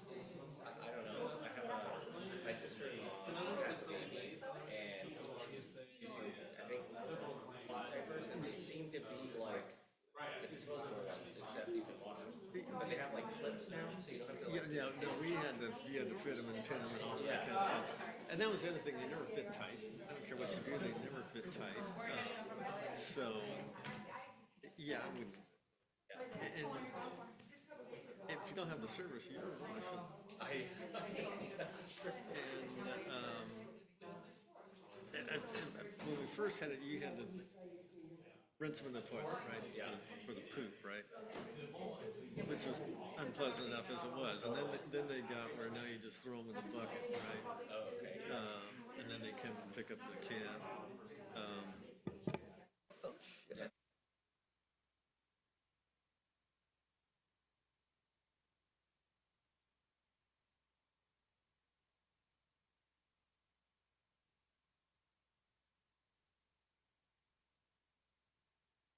I see, okay.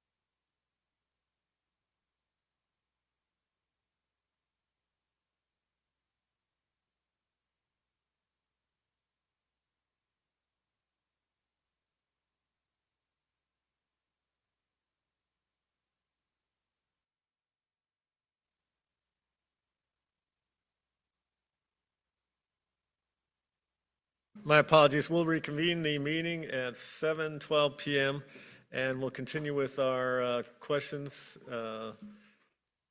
Commissioner Pereira, did you want to finish up, or would you want Commissioner Mejia to go?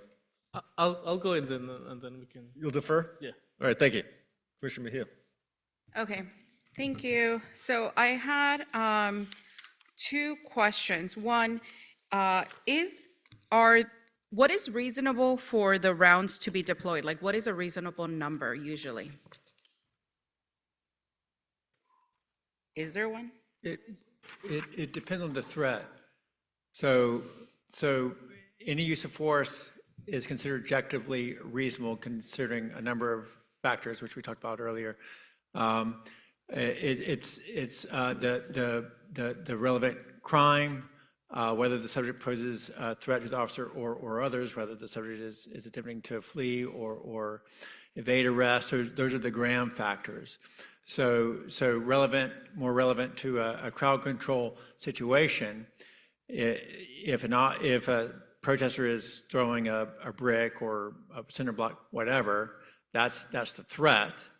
And whatever use of force is necessary to address and eliminate or stop that threat would be reasonable. Okay. And then my other question is, it's also on the reporting. And I am curious, although this can be answered later in the policies as well, is when these are being written, and then how is the Santa Ana PD's process to confirm that those events in fact occurred? Or is there a process, I guess?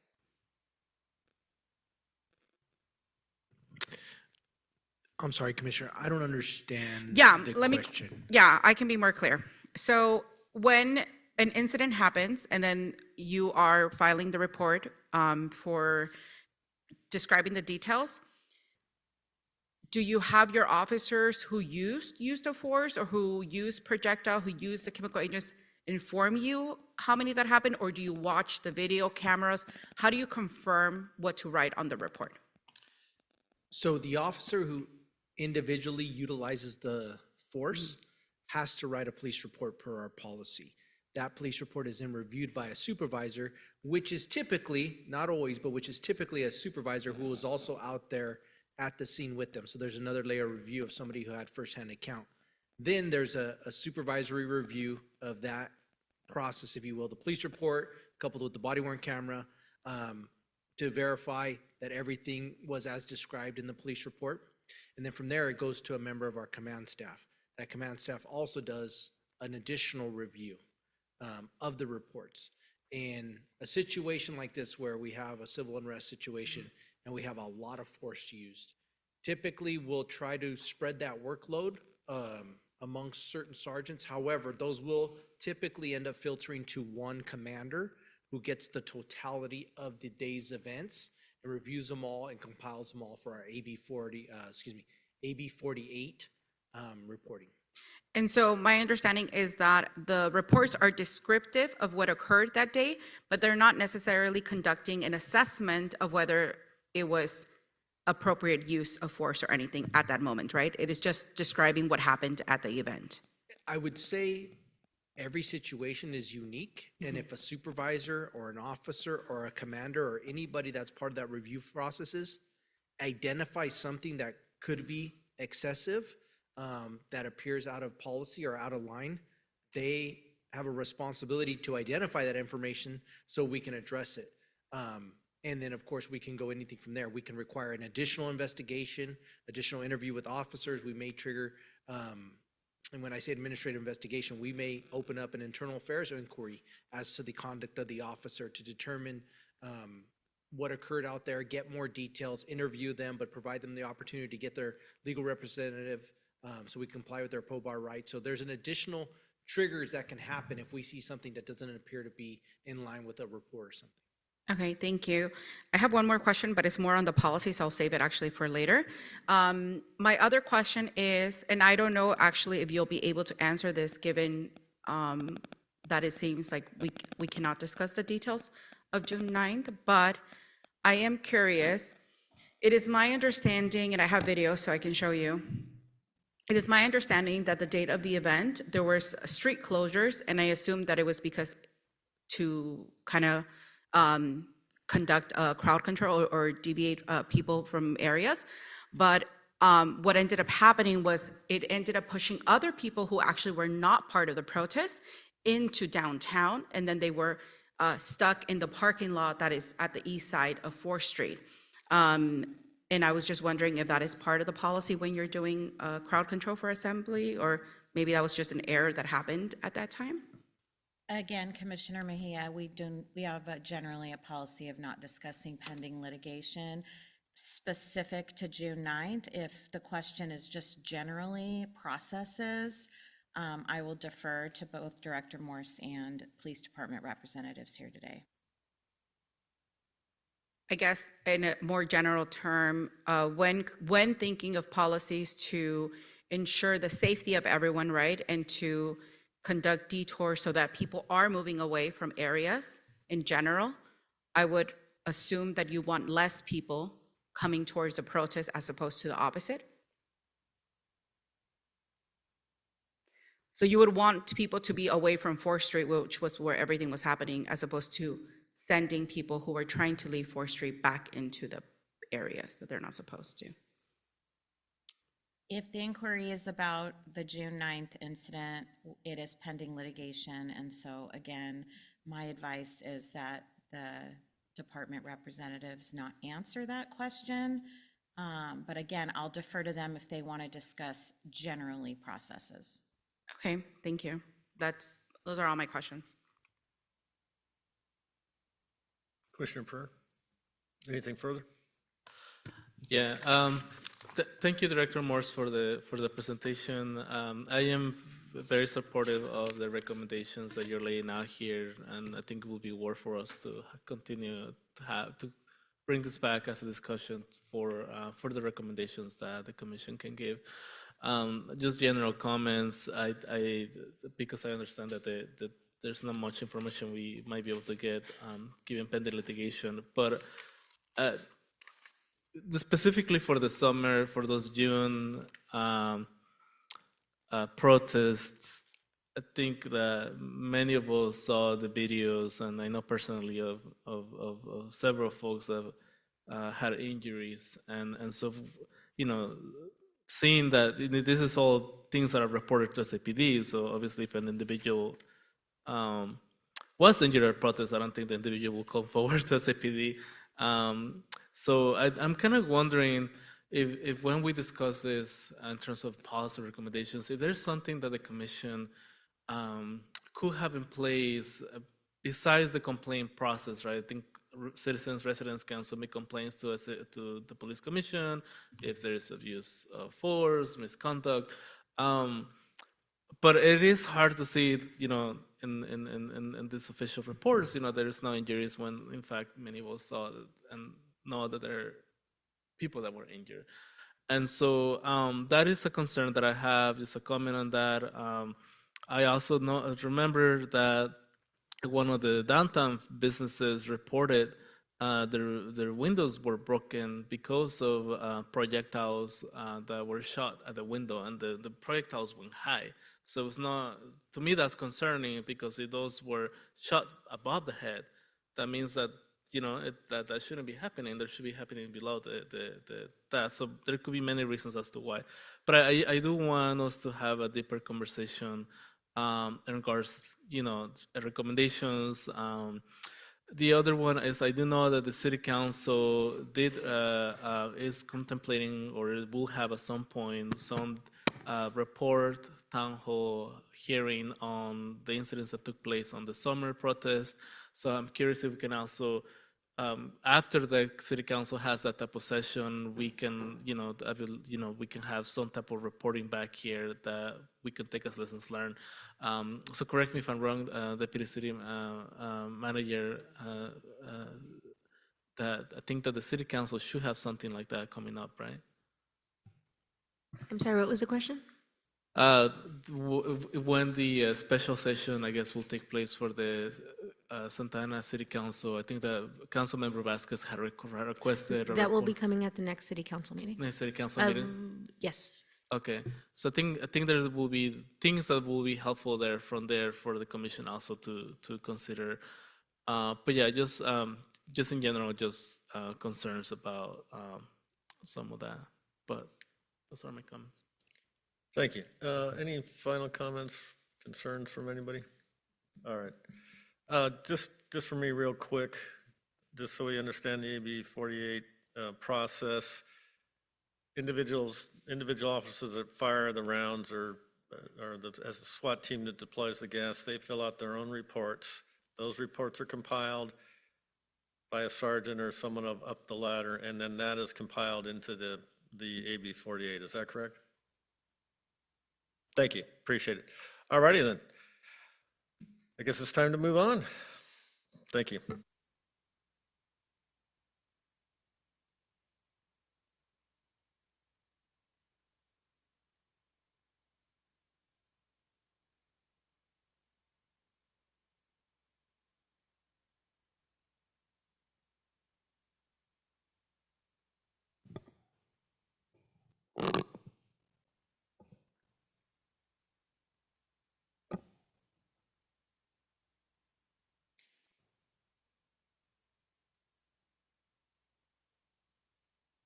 Okay, so we'll proceed with the next act of our show tonight. So this is a section on SAPD policies related to AB 48. Again, SAPD has a number of policies related to the use of force. Its main use of force policy is policy number 300. We won't be discussing policy 300 in detail tonight. We'll only be discussing those policies that specifically reference or are related to AB 48. Those are policy 429 on First Amendment assemblies and how crowd control is handled at First Amendment assemblies. We'll talk about procedure 3004, which is the 40 millimeter less lethal launcher protocol. And we'll talk about policy 303, which is specific to control devices and techniques such as tear gas, OC spray, and KEPs. So starting out with policy 429, this is on First Amendment assemblies. This is a lengthy policy. We'll only focus on the aspect of policy 429 specific to AB 48, but in its totality, policy 429 provides guidance for responding to public assemblies or demonstrations. It describes protocols and justifications for dispersal orders. If SAPD is going to order the crowd to disperse, what needs to happen to trigger that. The policy includes an overview of use of force and mass arrest parameters and protocols. When can mass arrests occur? And then finally, it includes the details, it details rather the circumstances under which KEPs and chemical agents may be used. That's what we'll be discussing tonight. So policy 429.13 reproduces verbatim aspects of AB 48 section 2. And again, in the penal code, that's 13652. So again, this is in the policy, but it's taken from AB 48. The policy says KEPs and chemical agents may be used if objectively reasonable to defend against a threat to life or serious bodily injury or to bring a dangerous and unlawful situation under control. Again, that's verbatim from the law. Also verbatim, the policy includes the circumstances or the measures that officers may follow when deploying KEPs and chemical agents. Specifically, when we talked about this already, but de-escalation and warnings must be used if reasonable. Members of the crowd must be provided an opportunity to disperse. Officers can only target individuals engaged in violent acts. You can't aim indiscriminately into the crowd. And of course, each use of force must be objectively reasonable under the Graham standard. 429.13 also says that if the chemical agent to be deployed is tear gas, only an incident commander at the scene of the assembly may authorize its use. Again, that's language directly from AB 48, and it is cut and pasted into the policy. Now, again, we talked about this earlier, but policy 303 says only a SWAT commander may approve the use of tear gas. Policy 429 says an incident commander may approve the use of tear gas. So not clear to me whether or not the incident commander authorizing the use of tear gas is the SWAT commander. So that's an open question in my mind. Policy 49 goes on to talk about AB 48 reports. The chief is right. AB 48 does say that there must be, that it's a synopsis. I use the term reports as shorthand, and on SAPD website, there's a section for AB 48 reports. At any rate, it says that the Field Operations Bureau commander should ensure that a summary, and there's that word summary, of each deployment of kinetic energy projectiles or chemical agents for crowd control purposes is prepared and published on the department website in 60 days. Now again, AB 48 does say 60 days. You can get an extension of 30 days if justified, but the initial window is 60 days, and that's reflected in policy. Now, the policy does omit what information those reports should include. It can easily be found in the penal code, but that aspect at least is not included in the policy. So some notes, some conclusions, notes and recommendations on policy 429. Again, it tracks AB 48 verbatim to a certain extent. So in terms of the parameters controlling when KEPs may be used or not, that's cut and pasted directly into the policy, so they're not leaving anything out there. I would clarify whether the use of tear gas is limited to SWAT. Again, the SWAT commander may be the incident commander. I would just ensure that those two policies are congruent and both saying the same thing as to who may authorize tear gas. Policy 429 does not, and policy 303 does not include definitions of chemical agents or KEPs. I would include those definitions. They're included in the Assembly bill, so they could be taken from that. And I would also include the specific elements of what the AB 48 reports should include. Again, that's a description of the incident, including crowd size and number of officers involved, number of KEPs deployed or chemical agents deployed, number of injuries, number of rounds, et cetera, and that requirement for the commander's signature. All right, so that's policy 429 on First Amendment assemblies.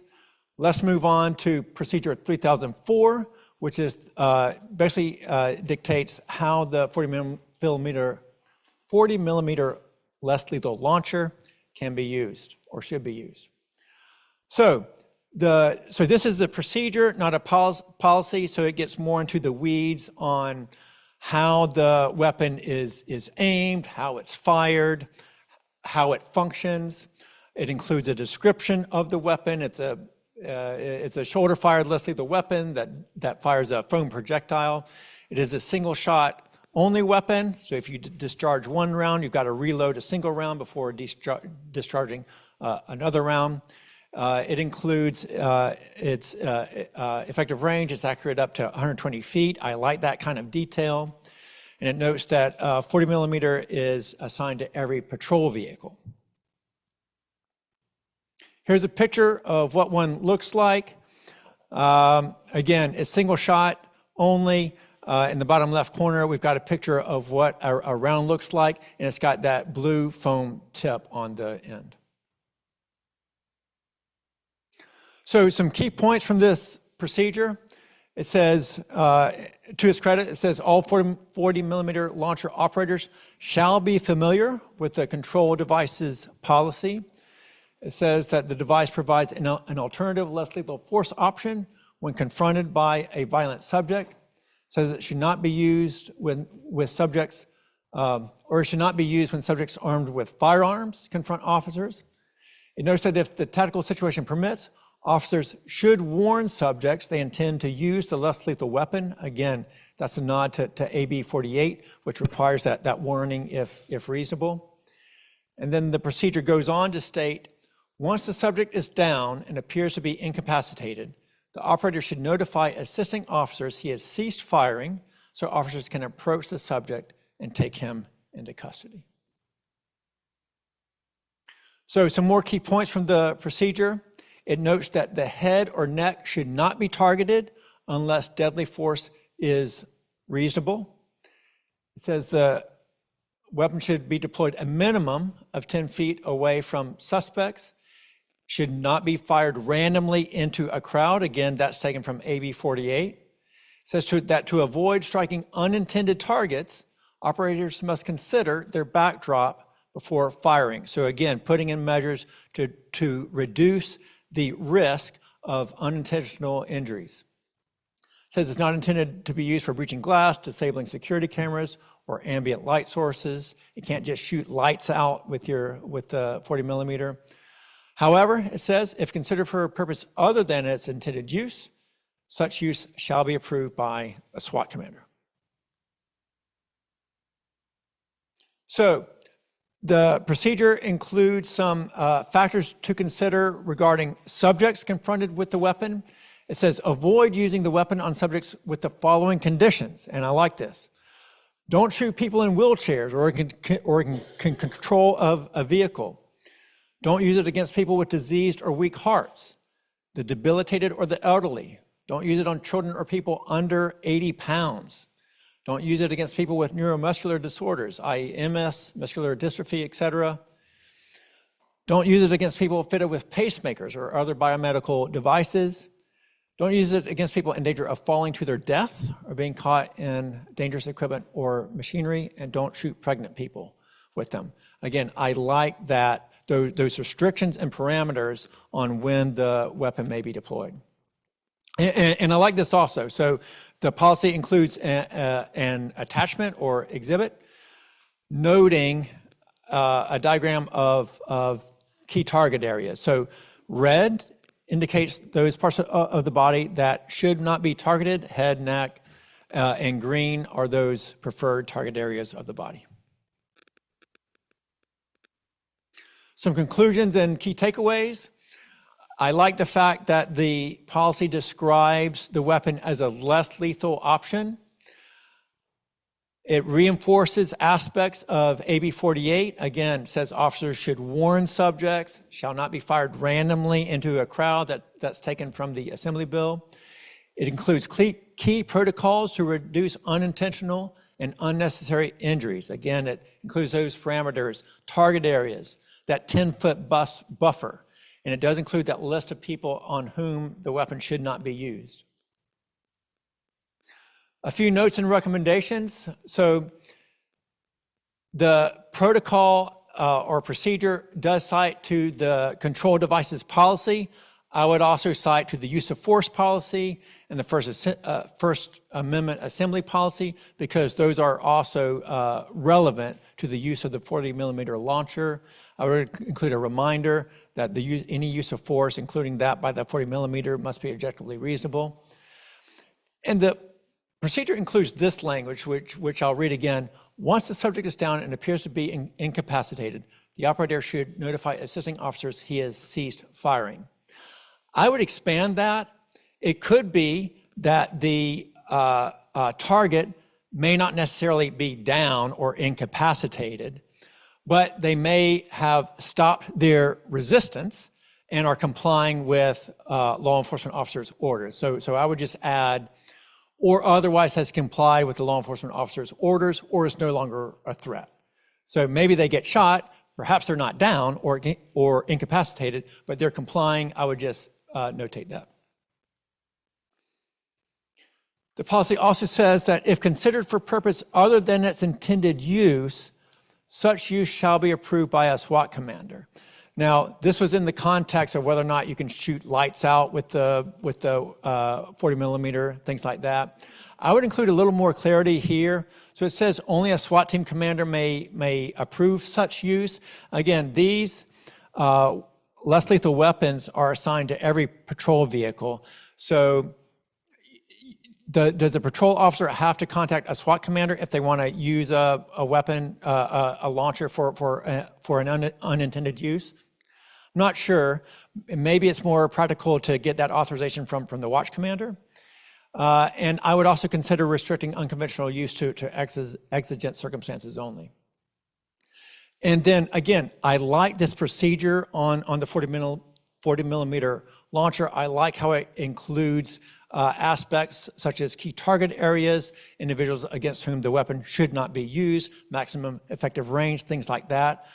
I would develop similar procedures for other weapons, beanbag shotgun, OC spray. Those weapons, those less lethal weapons are included in the control devices policy, but much less information is included about them. So I would expand that and give them their own procedure with that same kind of detail. All right, so moving on to the last policy that we'll discuss tonight. This is policy 303, control devices. Control devices is, as far as I can tell, another term for less lethal weapons. Lexipol, which SAPD uses as a template for their policies, has moved toward the term control devices rather than less lethal weapons. So if you look at other department policies on less lethal weapons, they're also referred to as control devices. I prefer the term less lethal weapons. I think that's a reminder that what you're holding in your hand is a weapon and it hurts, it can hurt, and it could cause death. Now, it's less lethal, it's less likely to result in lethality than a firearm, but I do like that reminder that it is a weapon, not just a device. Now, I understand that some departments are moving away from that term because plaintiffs have used it in lawsuits to indicate that that officers are using it improperly. But at any rate, I like the term less lethal weapons because in my mind, that's what these things are. So this policy addresses the following: the baton, tear gas, OC spray, pepper balls, and kinetic energy projectiles, including the beanbag shotgun. Now, ECDs, electronic control devices, or tasers, are not included in this policy. They're not mentioned in this policy, even though I think technically they are a control device. You can use them to control someone, but they're not included. Batons are included, even though they are not technically a kinetic energy projectile, so we won't be discussing batons in detail tonight. So 303.3 says that control devices may be used only if the device has been issued by the department or approved by the chief, and before use, officers must be trained on it. Control devices may be used, quote, to control, restrain, or arrest a subject who is violent or who demonstrates the intent to be violent, and the use of the device appears reasonable. Again, that's a reference to Graham. When reasonable, again, a verbal warning and opportunity to comply should precede the use of these devices. Again, that's taken from AB 48, so good to see that in here. 303.4.1 notes the role of the watch commander. It says the watch commander may authorize the use of a control device by selected personnel or members of specialized units who have successfully completed the required training. Now, it's not clear to me reading this if the watch commander authorizes ongoing use or use on a case-by-case basis. My assumption is they can authorize the ongoing use. The officer does not have to get the watch commander's approval every time a control device is used. I would like to see that clarity introduced here.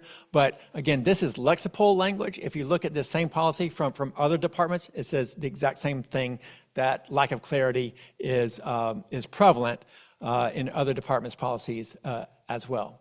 And again, it's not clear to me on what the watch commander's role is versus the SWAT commander's role. in certain situations, the SWAT commander must approve the use of certain devices like tear gas. And it's not clear to me whether or not that role can ever fall to the watch commander. So there's a section in the policy on tear gas. Again, it says tear gas shall only be deployed by members of the SWAT team, and tear gas may be used for crowd control, crowd dispersal, or against barricaded suspects based on the circumstances.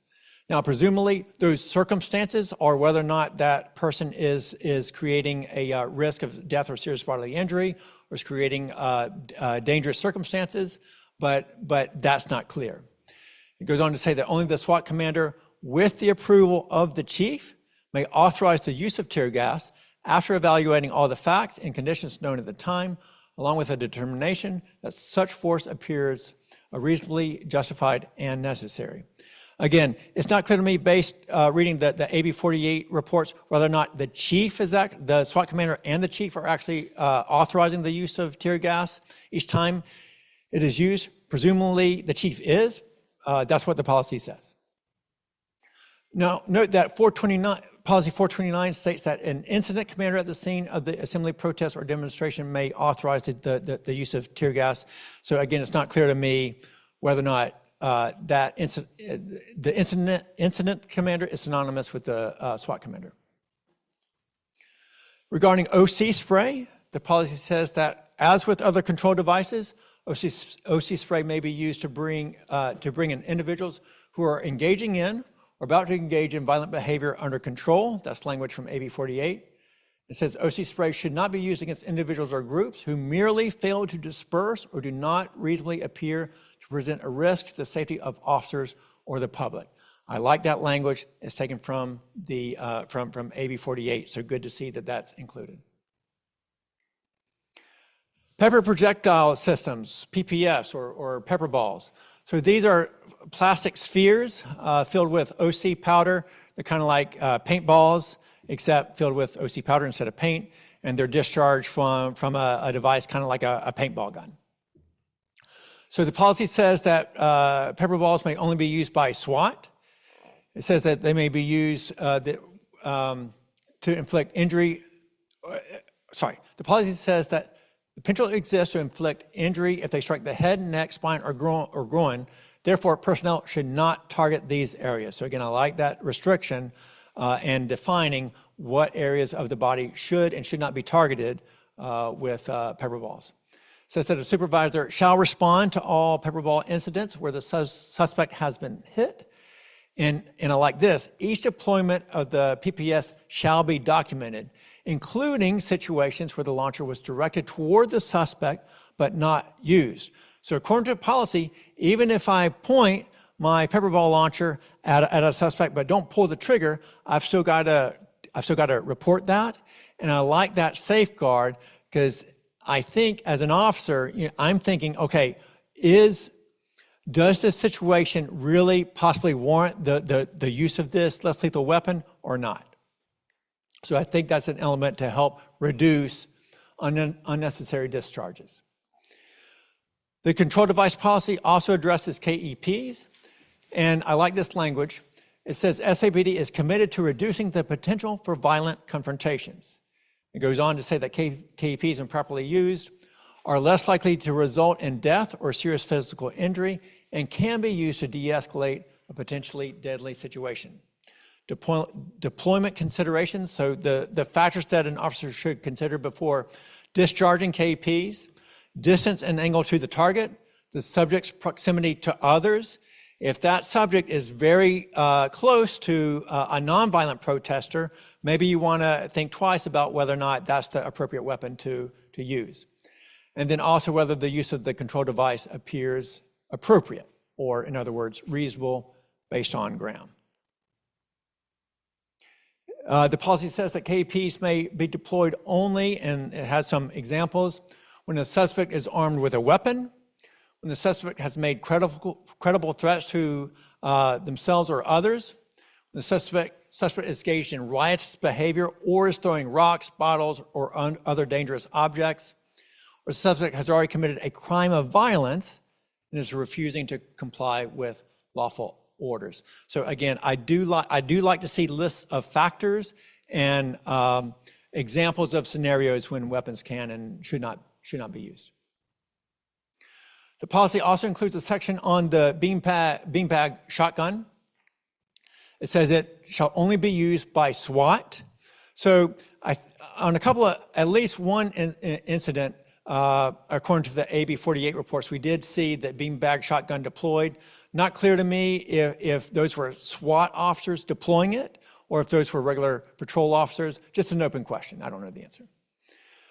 It says the beanbag must be specially marked, which it should. Usually beanbag shotguns are identified with the orange stock, something like that, so that other officers know, okay, that's a less lethal weapon, not a lethal weapon that is discharging buckshot or other deadly rounds. Then in reference to the beanbag shotgun, it says, absent compelling circumstances, officers who must transition from conventional ammunition to kinetic energy projectiles will employ the two-person rule for loading. The two-person rule is a safety measure in which a second officer watches the unloading and loading process to ensure the weapon is completely emptied of conventional ammunition. So as I read this, it contemplates situations where an officer may have a shotgun loaded with live rounds and they want to unload the weapon and load the weapon with beanbag rounds, which makes me nervous. I'll get into that later. So some conclusions and key takeaways.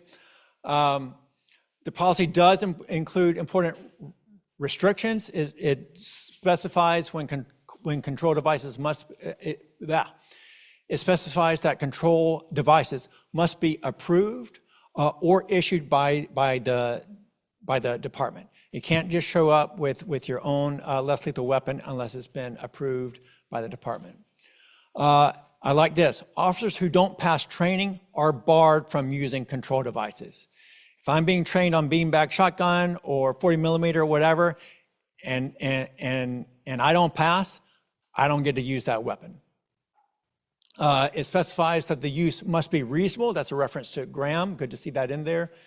Specifies that verbal warnings must be issued if required. I like that. That's a reference to AB 48. It specifies that some weapons are only used by SWAT, pepper balls, beanbag shotgun, tear gas.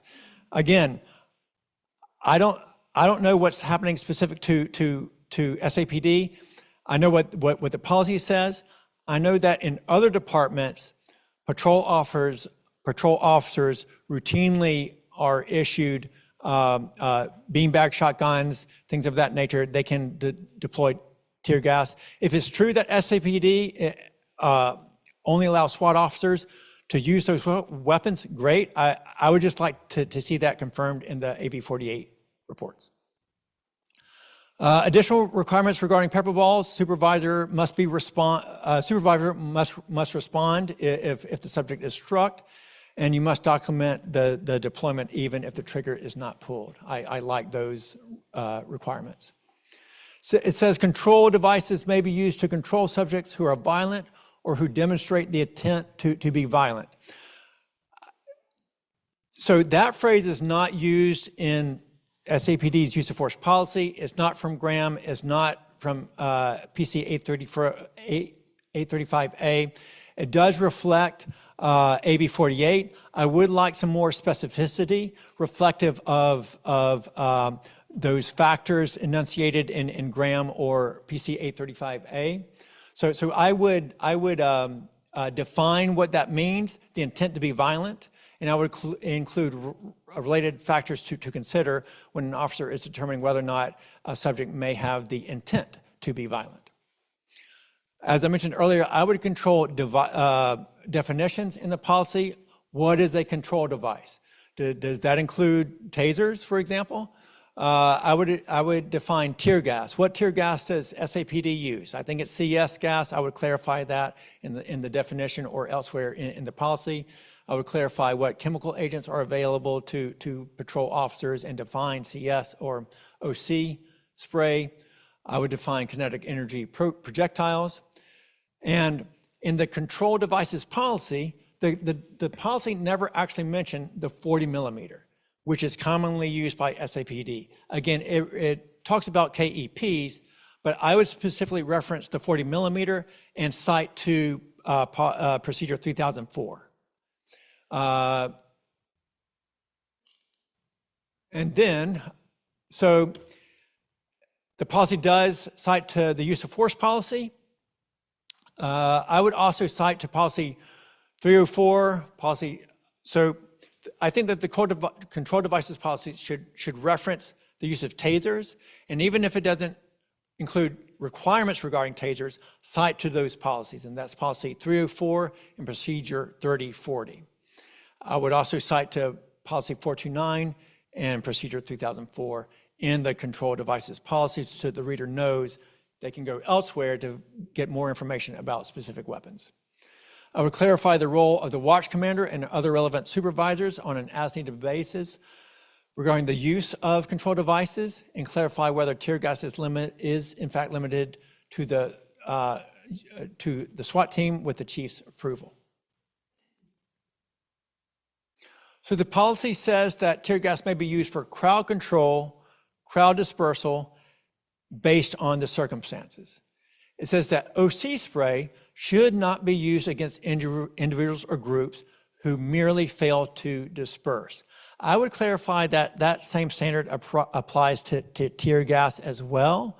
As I read the policy, it seems to include more restrictions around the use of OC spray based on AB 48. I would like to see those same restrictions clarified around tear gas as well. And as with the 40 millimeter, I would develop protocols for other less lethal weapons. I mentioned that earlier. So things like the beanbag shotgun, OC spray, I'd like to see procedures clarifying things like effective range, target areas, etc. So additional requirements regarding pepper balls should be extended to other less lethal weapons. Again, we talked about what triggers reporting requirements when using pepper balls, when a supervisor must respond to the scene. I'd like to see those same requirements regarding other less lethal weapons. The policy says that KEPs can be used to de-escalate a potentially deadly situation. I do not think that that's an accurate representation of what de-escalation is. I think that de-escalation is resolving a potentially violent incident without resorting to the use of force, whether it's less lethal force or lethal force. I don't think that if you shoot someone with a 40 millimeter, that's de-escalating. Now, it could be that effective de-escalation eliminates the need for lethal force and you end up shooting them with the 40 millimeter instead of a firearm. But I would like to see the department adopt a definition of de-escalation that distances it from using force. De-escalation is an attempt to avoid force entirely. You may have to use less lethal or lethal force anyway, but de-escalation, I think, includes elements to avoid using force. So I would change that aspect of this policy and others that refer to de-escalation as potentially using less lethal force. The policy says that KPs can be used when a suspect is engaged in riotous behavior or is throwing rocks. Again, riotous, I'm not sure exactly what is meant by that. Again, there has to be a credible threat of death or serious bodily injury to the officer or others, or it has to be a dangerous situation. So I would either define what riotous means to comply with the law, or I would just avoid the term entirely. So I have on the image, on the screen here, an image of a 12 gauge beanbag round. Obviously it says 12 gauge beanbag. It looks very similar to a live round. So I would avoid using conventional weapons to discharge kinetic energy rounds. Again, we talked about that language where the policy appears to contemplate an incident where an officer may have a shotgun with live ammunition, unloads it, and loads it with beanbag rounds. Again, that's how the policy reads to me. That makes me very nervous. There is that safeguard. A second officer should be watching to ensure all live rounds are ejected and less lethal rounds are loaded into the weapon. But sometimes when you're loading and unloading a weapon, you're not looking at the actual rounds. And so I think this is creating a situation where a potentially deadly mistake could result. So if SAPD is going to keep this option available, I would restrict it to exigent circumstances with the approval of a commander and include additional safety measures. That is the extent of my 83-slide presentation tonight. Thank you. Look forward to the discussion. All righty, we'll do the 2 rounds of 3 minutes each. Again, please restrict questions to the first round and save your comments for the second round. We'll start with Commissioner Goronsky.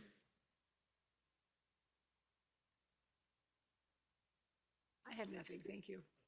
Thank you. Vice Chair? I have a question about the use of tools to control crowds. So it seems that some devices require that only SWAT use them, and others can be used by police officers, like the 40 millimeter, what is the launcher? I was just wondering if you could explain why that would be, why that might be.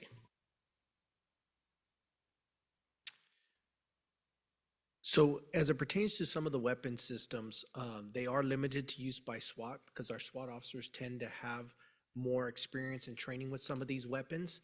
And because they have some of that more advanced training, we limit the use of them, the use of some of these weapons and tools to our SWAT personnel.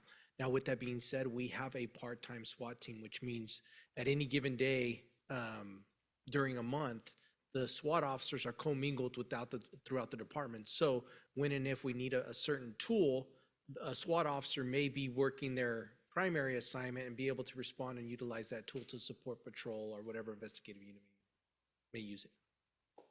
I guess my question is, so for example, like the shotgun deployed, the beanbag round, what's the difference between that and like the 40 millimeter launcher? They're different systems. The projectile that comes out is different. Their application for use is different. The effective range is different. They're just 2 tools that we have. They're very similar in nature, but they're not the same. They have restrictions. Okay, I guess the only thing I'll say is if they're similar, it seems like they should be treated similarly. So if one requires SWAT authorization, like let's say the shotgun round with beanbag, then maybe the 40 millimeter launcher one should too, or vice versa. If the 40 millimeter launcher doesn't require SWAT approval and it's similar to other tools that require SWAT approval, then maybe we don't require SWAT approval for those tools either. Just a thought. Thank you. Yeah, I've got some questions. Can you tell me who has tear gas? Is it SWAT only, or is it patrol also? SWAT only has tear gas. Okay, so yeah, it's kind of redundant to say SWAT only because they're the only ones issued tear gas. Is that correct? And when I say that they only have access to it, it's not, tear gas is not deployed in every vehicle at all times. Gotcha, but again, a SWAT officer is the only ones trained with it, the only one that can deploy it, correct? Correct. Okay, and are they launched or are they thrown, or do you have both? Both. Okay, and are they thermal or are they gas only? Are they both? I believe both. Okay, so they are a thermal round? No, I mean, I don't believe we use them Okay. anymore, obviously because of the issues that we could have, but those are typically not used inside a home or something like that. Gotcha. So again, they have the handheld canisters and they have the ability to launch them also, correct? Correct. Okay, in a crowd dispersal situation, I assume we're using the hand thrown and not the launched. Would that be correct? That's correct.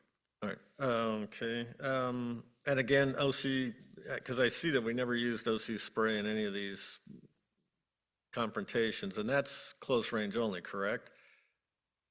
Yes, So when you guys are launching, the 40 millimeters are the bean bags, are the throwing the tear gas, this is at distance, correct? yes. Okay. And again, is SWAT at every incident? And when we're talking in these scenarios, would there be? Not necessarily, but it's possible. Okay, so any incident we had here where tear gas was deployed, SWAT was there, correct? Yes, Okay, and that could be one officer, two officers? I mean, the only reason I ask is traditionally when you hear SWAT, you think a team. So according to what you've told me, you have SWAT officers, not necessarily the team, dispersed among the force every day, correct? correct. So an incident like this pops up, it could be two SWAT guys there, or it could be one SWAT guy there. Correct. Okay. And lastly, all officers are issued the 870, the traditional shotgun, correct, but not the beanbag? They're assigned to our patrol vehicles, not to our officers. That's what I mean, but every officer that has a patrol vehicle has access to a regular 870 shotgun, correct? Correct. Okay, and you said in the presentation here, the SWAT team shotguns are designated by a orange stock or what have you. Correct. Okay, so the likelihood, and this is what I think is important, the likelihood of that being used for a conventional round is pretty remote. Would you agree with that? That's correct. And the likelihood of going the other way would be pretty remote, correct? Correct. Okay. And for distinction, I think it should be made that 12 gauge has definitely a higher velocity than the 40 millimeter and definitely has a longer range than the 40 millimeter. Would that be correct? No, actually, I believe the 40 millimeter launcher has a longer distance range. Velocity is similar or no? That I'm not aware. The reason I ask is because is one more effective or less effective? It depends on the situation. What I can tell you is the shotgun itself, it's not a live round, so it's not gonna. Doesn't have the distance is velocity. gonna be limited. Gotcha. But kinetic energy wise, it's a little less than the 40 millimeter. So I guess what I'm trying to get at is why would you use the shotgun and not the 40 millimeter, or why would you use the 40 millimeter and not the shotgun? Situation dependent. Yeah. Okay, well, thank you. That's it for me. Commissioner Mejia. Thank you. So I have a question, actually. I know Gabe somewhat asked, but I'm still unclear about it. So your last component about the control devices, about the 12 beanbags, what do other, I appreciate you highlighting the concern as some of, I'm not an expert on this, but what do other departments do instead? Like, what's the alternative? So you're concerned about avoid using conventional weapons to discharge. What is the other alternative that what are the best practices that other departments use instead? Commissioner, are you asking about the provision in the policy where it talks about unloading conventional rounds and loading less lethal rounds? Yes. I don't recall seeing that elsewhere. So to the commander's point, usually the Remington 870 shotgun, which the chair mentioned, which is in common use by law enforcement agencies, that is exclusively used for live rounds. Usually it's buckshot. And there are separate less lethal shotguns designated with something like an orange stock that are exclusively used for less lethal rounds. I've never seen a provision in a policy that contemplates unloading live rounds and then loading less lethal rounds into that same weapon. So this is unusual or not as common? I don't remember seeing this elsewhere. So my other question is, I'm wondering if there is any research conducted before the Santa Ana PD adopts any of the control devices, and I'm specifically asking for the tear gas. Now knowing that it is a CS agent and that has been shown actually to have negative effects with reproductive health, so like specifically women, I am concerned for even using this device at all, and I'm wondering if there's any research that the department has looked into or just have adopted because this is something that others use.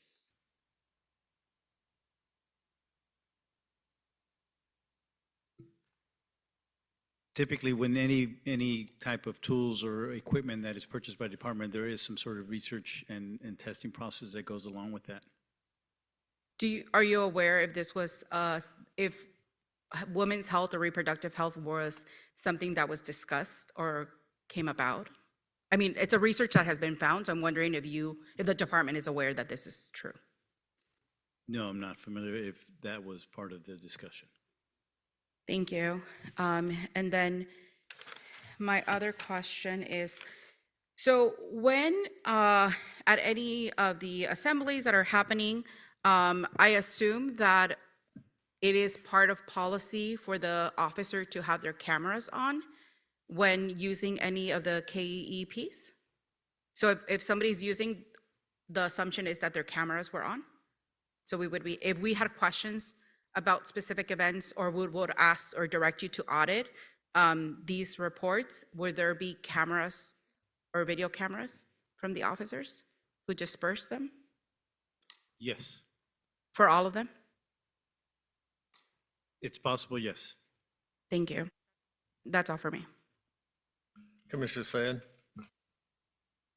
Commissioner Pereira? Yeah, thank you again, Director Morse. I'm very supportive of these recommendations. I do think we need to bring this back to have further conversation for suggestions on this. I specifically agree on the having the definition on the escalation, specifically with key EPs. I think that is very important. I do not think that as well that de-escalation means using those specific weapons. So, yeah, and then I also echo the comments from Commissioner Mejia. Commissioner Gronsky? Anything else? That's okay. Anything else? Any other comments, questions? Your microphone, please. Microphone, please. Sorry. Wait a minute, you mentioned among the paperwork here that you read and everything, Mr. Morris, that about the watch commander dealing with the problem or the situation, wherever the situation took place. Is that the watch commander that's our watch commander in the offices here? Or how does he work? If he's there, how does he work with them in the field? Or did I misunderstand that? Yeah, so usually the watch commander is at the station, Okay. but can be contacted as needed. As to for what to do? In other words, we don't know what to do. What do you say? Yes. Okay. And there may be times when a watch commander responds to a scene. So in terms of the watch commander, they oversee all field operations activities that are happening at any given time. So they are at the station typically. It is not our practice typically for the watch commander to leave the office and respond to an incident in the field, because then who's manning the station, the office, and all the other operations. So with that being said, when we anticipate an incident, we will designate an incident commander for a large-scale protest or something like that, and they work in conjunction with the watch commander to support them. Typically, that will either be a sergeant or another commander to oversee that activity. Okay. I thought maybe they were looking on their little computers there, their laptops to, and then they can show them the situation, then what do we do, watch commander like that? They can, and they're obviously there to provide guidance, direction, leadership for anything that happens, and people in the field can call them for questions, and they can provide instruction, yes. Okay. All right, thank you. Just one last thing is that I think we want to congratulate and keep Commissioner Castillo-Lawton in our thoughts this month when they have a baby coming here in a couple of weeks. their first baby, and he's a little boy, going to be a little boy. So congratulations, and we wish you the best. Good night, everyone. Vice Chair, anything else? Yes, I just want to thank, Anything else related? We'll do our final yes, comments in a minute. Yeah. related, yeah. Yeah. Just thank Oversight Director Morse for the presentation. I agree with all of the recommendations that you outlined in your presentation. I have one other suggestion that I might make to strengthen the policy further. I noticed that the policy has inconsistent uses of should versus shall. So there are, for example, and this is across all three policies, but just for example, like policy 303 talks about when reasonable, a verbal warning and opportunity to comply should precede the use of the devices mentioned in the policy. I really think that should be shall. And that's common throughout all three policies. And so I would recommend just doing a sweep through the policy and updating the language where appropriate so that shall is used, because that is obviously a directive versus should is merely a suggestion. And so I would recommend making that change. And then the other thing that I just wanted to comment on was one of the policies, I think it was, let me see, let me find it.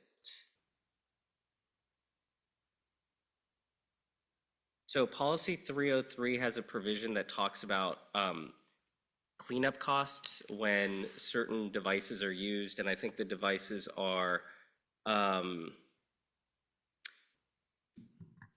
residue from, I think it was like the pepper spray balls or other control devices like that. And it places the cleanup burden cost on the owner of the establishment. I just find that odd. It seems like that's something that the police should pay for if they use a device that damages property or whatever, and there's a cleanup cost associated with it. Seems like the city should pay for that. It just seems like a fairness point to me, but those are all my comments. And that is I just something that want the to city- point out one thing too. Oh, sorry, were you? I just, in fairness to Commissioner Perea, who I believe I cut off once, so just kind of throwing it out there that right now, hearing what the Oversight Director has to say with regard to his thoughts, the study session, and then bringing this back potentially at a later date for the Commissioner's recommendations. So just kind of gently, maybe we should put a pin in some of the actual recommendations for the later date when it's been properly agendized. And I do just want to comment on that. When there is an issue and PD does damage something, there is a claim process that is a formal process through the city. If it is the city's fault, then our insurance does take care of that. Okay, thank you. And apologies, John, that I didn't realize that this recommendation fell outside of the scope. So yeah, happy to talk about it at a later time. Thanks. Yeah, I just have a couple of questions. Slide 63 and their last 303 here. How would you possibly know if any of these individuals have these conditions? I think that is just unfair to expect that you would know they have a pacemaker or a heart condition or anything like that. I mean, that just, to me, quite frankly, sets you up for a lawsuit. Right. I think it's what their officer reasonably perceives. Well, reasonably perceive that you have a pacemaker? How would you reasonably perceive that someone has a pacemaker? If someone says, "Don't shoot me, I have a pacemaker," I think that's a pretty good indicator. You know, we can play that game all night long, but the reality is this is going to be probably a rather dynamic situation where they're ready to do some sort of violence. You've got the weapon up and you're ready to fire. And they're going to go, "Oh, wait, I have a pacemaker." "Oh, okay." And then he shoots you. Okay, great. So, I just think I think it's unreasonable. You cannot assess somebody's physical condition by looking at them. I'm not a doctor. I don't think any of our officers are doctors. I think and again, that's just something I'm asking. I know that's outside our scope. We won't go into that as far as this discussion is, but I just think I find that unreasonable. That's all I have to say on that. The second thing is 12-gauge rubber bullets. I don't see that mentioned. I assume we do not use those. We do not use those. Okay. And in reference to the CS gas that Commissioner Mejia brought up, we don't know if that's chronic or acute exposure, so I don't know how relevant that is. My comment on that is, every person that goes in the service is intentionally exposed to this gas, so I'm not sure that's even an issue. But that's all I have to say. Thank you. Commissioner Mejia. That is an issue. It's a study. I'm happy to email it to you so you can read it. I would greatly appreciate that. I only have, because we're doing only questions, right? Not comments or suggestions yet, right? We are doing comments Yes, within the confines, without any motions, right? well, within the confines of what our attorneys have laid Okay, out. so then correct me if I'm doing something I'm not supposed to. So I really appreciate all the work, so thank you so much. I think it was very thorough. I am curious on the slide 79, which is page 40. I believe you mentioned the part of demonstrate the intent to be violent, and I think your point was, in fact, that this is not written in AB 48, correct? But it is reflected in the policy? It's not language that you'll find in Graham or PC 835A. AB 48 does talk about, AB 48 restricts the use of KEPs and chemical agents to situations where there is a threat of death or serious bodily injury or dangerous or dangerous situations. So someone can be acting violently, but my point is that I want to know the specifics of what constitutes that violence. Is the person throwing a rock, whatever. So when I see demonstrates the intent to be violent, before an officer pulls a trigger of that 40 millimeter, that officer should have some framework as to what constitutes the demonstration to be violent, to ensure it falls within the parameters of what's reasonable under the law. Which I agree. And then one other clarifying question, when it comes to the, for specifically the use of control devices under assemblies, it is only threat to life, not threat to buildings, correct, or property, correct? Correct. Okay, thank you. And so we're doing comments. I do agree with all your recommendations. I don't have any concerns about them. I have additional suggestions. I think for me, two things that I would like to also be further looked at, or, I think that's fallen out of our scope again. that's not a comment? Well, So the reason that I'm trying to restrict this is because I don't want any of these recommendations to get lost in what this was a study session, to present this commission with all the relevant information, 83 pages worth of information for you all to digest and ruminate on and take home and consider, so that when this comes back, there will be With more additional, got it. robust conversations about potential recommendations. Okay, so I view, and correct me if I'm wrong, not directing you, but a comment of for me that it's still lingering in my head. Is that better? Good, okay. So, sorry, I'm a very direct person. And so I think for me, what I would like more information on is particularly on the tear gas and the CS agent, as it does negatively impact women's reproductive health. And I also would like if you could look at the usage of the bottle. So on the policy 303, it uses bottle as a potential threat. And I think further information or better language can be helpful, because this can be any water bottle, right, as we've seen in the reports.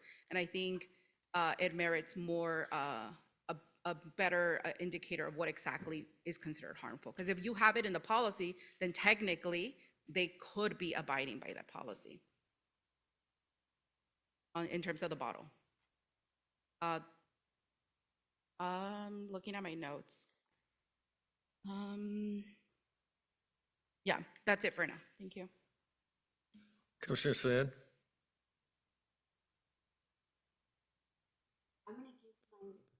Okay. That's fine. Thank you. Thank you, Chair Carpenter. I will have to leave after this. I do have a flight to catch in like 2 hours. So, but looking forward for this item to come back so we can, add our recommendations and thoughts on the policy.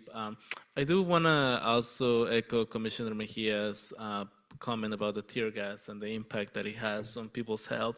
On June 10th, the next day after the June 9 protests, I had my immigration interview at USCIS at the building, at the federal building, and it was canceled. And the reason was because they sent all USCIS staff home because of the tear gas that was still lingering in the building. So if the federal government is sending their federal staff home to not work because they don't want them to be exposed to the tear gas because of the health impacts, I think we have to look into that.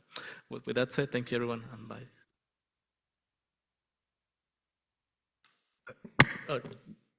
I have, Oh, I'm sorry. oh, that's I okay. hate to, It'll yeah, be short. yeah, go ahead. Regarding the examples of the reports that you gave us, I thought that was really helpful combing through everything. So I appreciate the thoroughness and the time that you took to put this 83-slide report together. It's very helpful. I think what we can do, hopefully we're permitted to maybe use this for our police officers just to show the difference between a really well-written report versus a vague, conclusory, legal finding report, which it seems is sort of embedded in what we see. I keep using the word report. I want to use the word summary. Sorry about that. But maybe this can give them examples of how to improve their writing when they're typing the summaries in, which would ultimately help everyone that's involved in this. The other comment I had was similar to our chair. I know you like the subject factors list and the specificity, but someone under 80 pounds, that's really hard to tell. I don't know. These ones are tricky for me.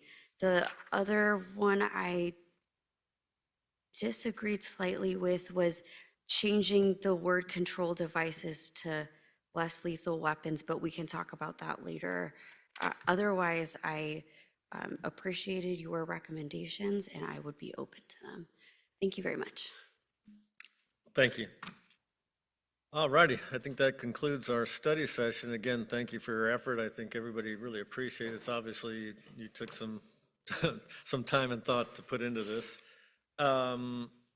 And right now, I guess there's no really summary for our direction. I mean, this will be coming back to us. So, okay. All right, well, that concludes the end of our study session. Okay, I guess we're into closing comments then. So, Deputy City Manager, do you have any closing comments? No closing comments. Thank you, Commissioner Chair. Police officers, I don't want to skip you this time. I get in trouble every time I do, so. No formal closing comments related to the Santa Ana Police Department. However, I will mention that this afternoon, or this morning, a Tulare County Deputy Sheriff was killed in the line of duty. So as we close tonight, we should keep that in mind, that there are people out there in harm's way. All right, thank you for that. Assistant City Attorney? Nothing related to the meeting, just want to say congratulations to Vice Chair Castillo-Lawton. I do not give out, my wife and I do not give out unsolicited advice about parenting ever, except for one thing that we did for our 3 kids, sleep training. And there's this program called Taking Care of Babies, and I'm telling you, like within 3 months, every one of our kids was sleeping like 12 hours a night. So that's the only thing we say, taking care of babies. Congratulations again. Commissioner Gronsky, closing comments? Mic on, please. When we quit this thing finally, after 100 years from now, I'm going to take that home with me. Thank you very much. That was one lengthy, not demonstration, presentation tonight. Okay, and very, very informative, very interesting. Also, I got a note to myself down here. Don't know what it is now. Anyway, thank you very much to everybody, okay? And have a great month. And not too many pictures, okay, for us. Okay, good night, everyone. Thank you, all of you. Vice Chair? I just want to say thanks again to Oversight Director Morris for the very thorough presentation, 83 pages, I think is what we decided, yeah. Yeah, very detailed, very thorough. I really appreciate you putting time into compiling that. And I want to thank everybody here for the well wishes. Thank you so much. It's great being here with you all. Thank you. Commissioner Mejia? Yeah, thank you, Director Morse, and all the staff also who helped and assisted. I'm really impressed, and I'm very impressed with the report. I'm looking forward to us making policy changes for this, so I look forward to the next meetings and just getting things done. Thank you. Commissioner Said? Thank you very much for the report and the detail. I love when someone digs and digs and digs, and you did that, and we appreciate it. Thank you to all of the staff here tonight. Thank you for the food. That was so sweet. And congratulations. We're really excited for you. And have a great, what month is it? April. Thanks. Thank you. Yeah, again, my thanks to Director for it was a very good presentation. Obviously, you took some time and effort into it, and it's nice to see that you're not just going along with the flow, you're actually adding comments there. I look forward to all of us commenting on this at a later date. Again, thank you for the cookies. It was great. Congratulations and good luck. Yeah, other than that, that's about all I got to say. So I guess. One thing we should remember, I just have it dawn on me, our next meeting is May. So if there's any mothers in here, happy Mother's Day to everybody or anybody listening, okay? Thank you.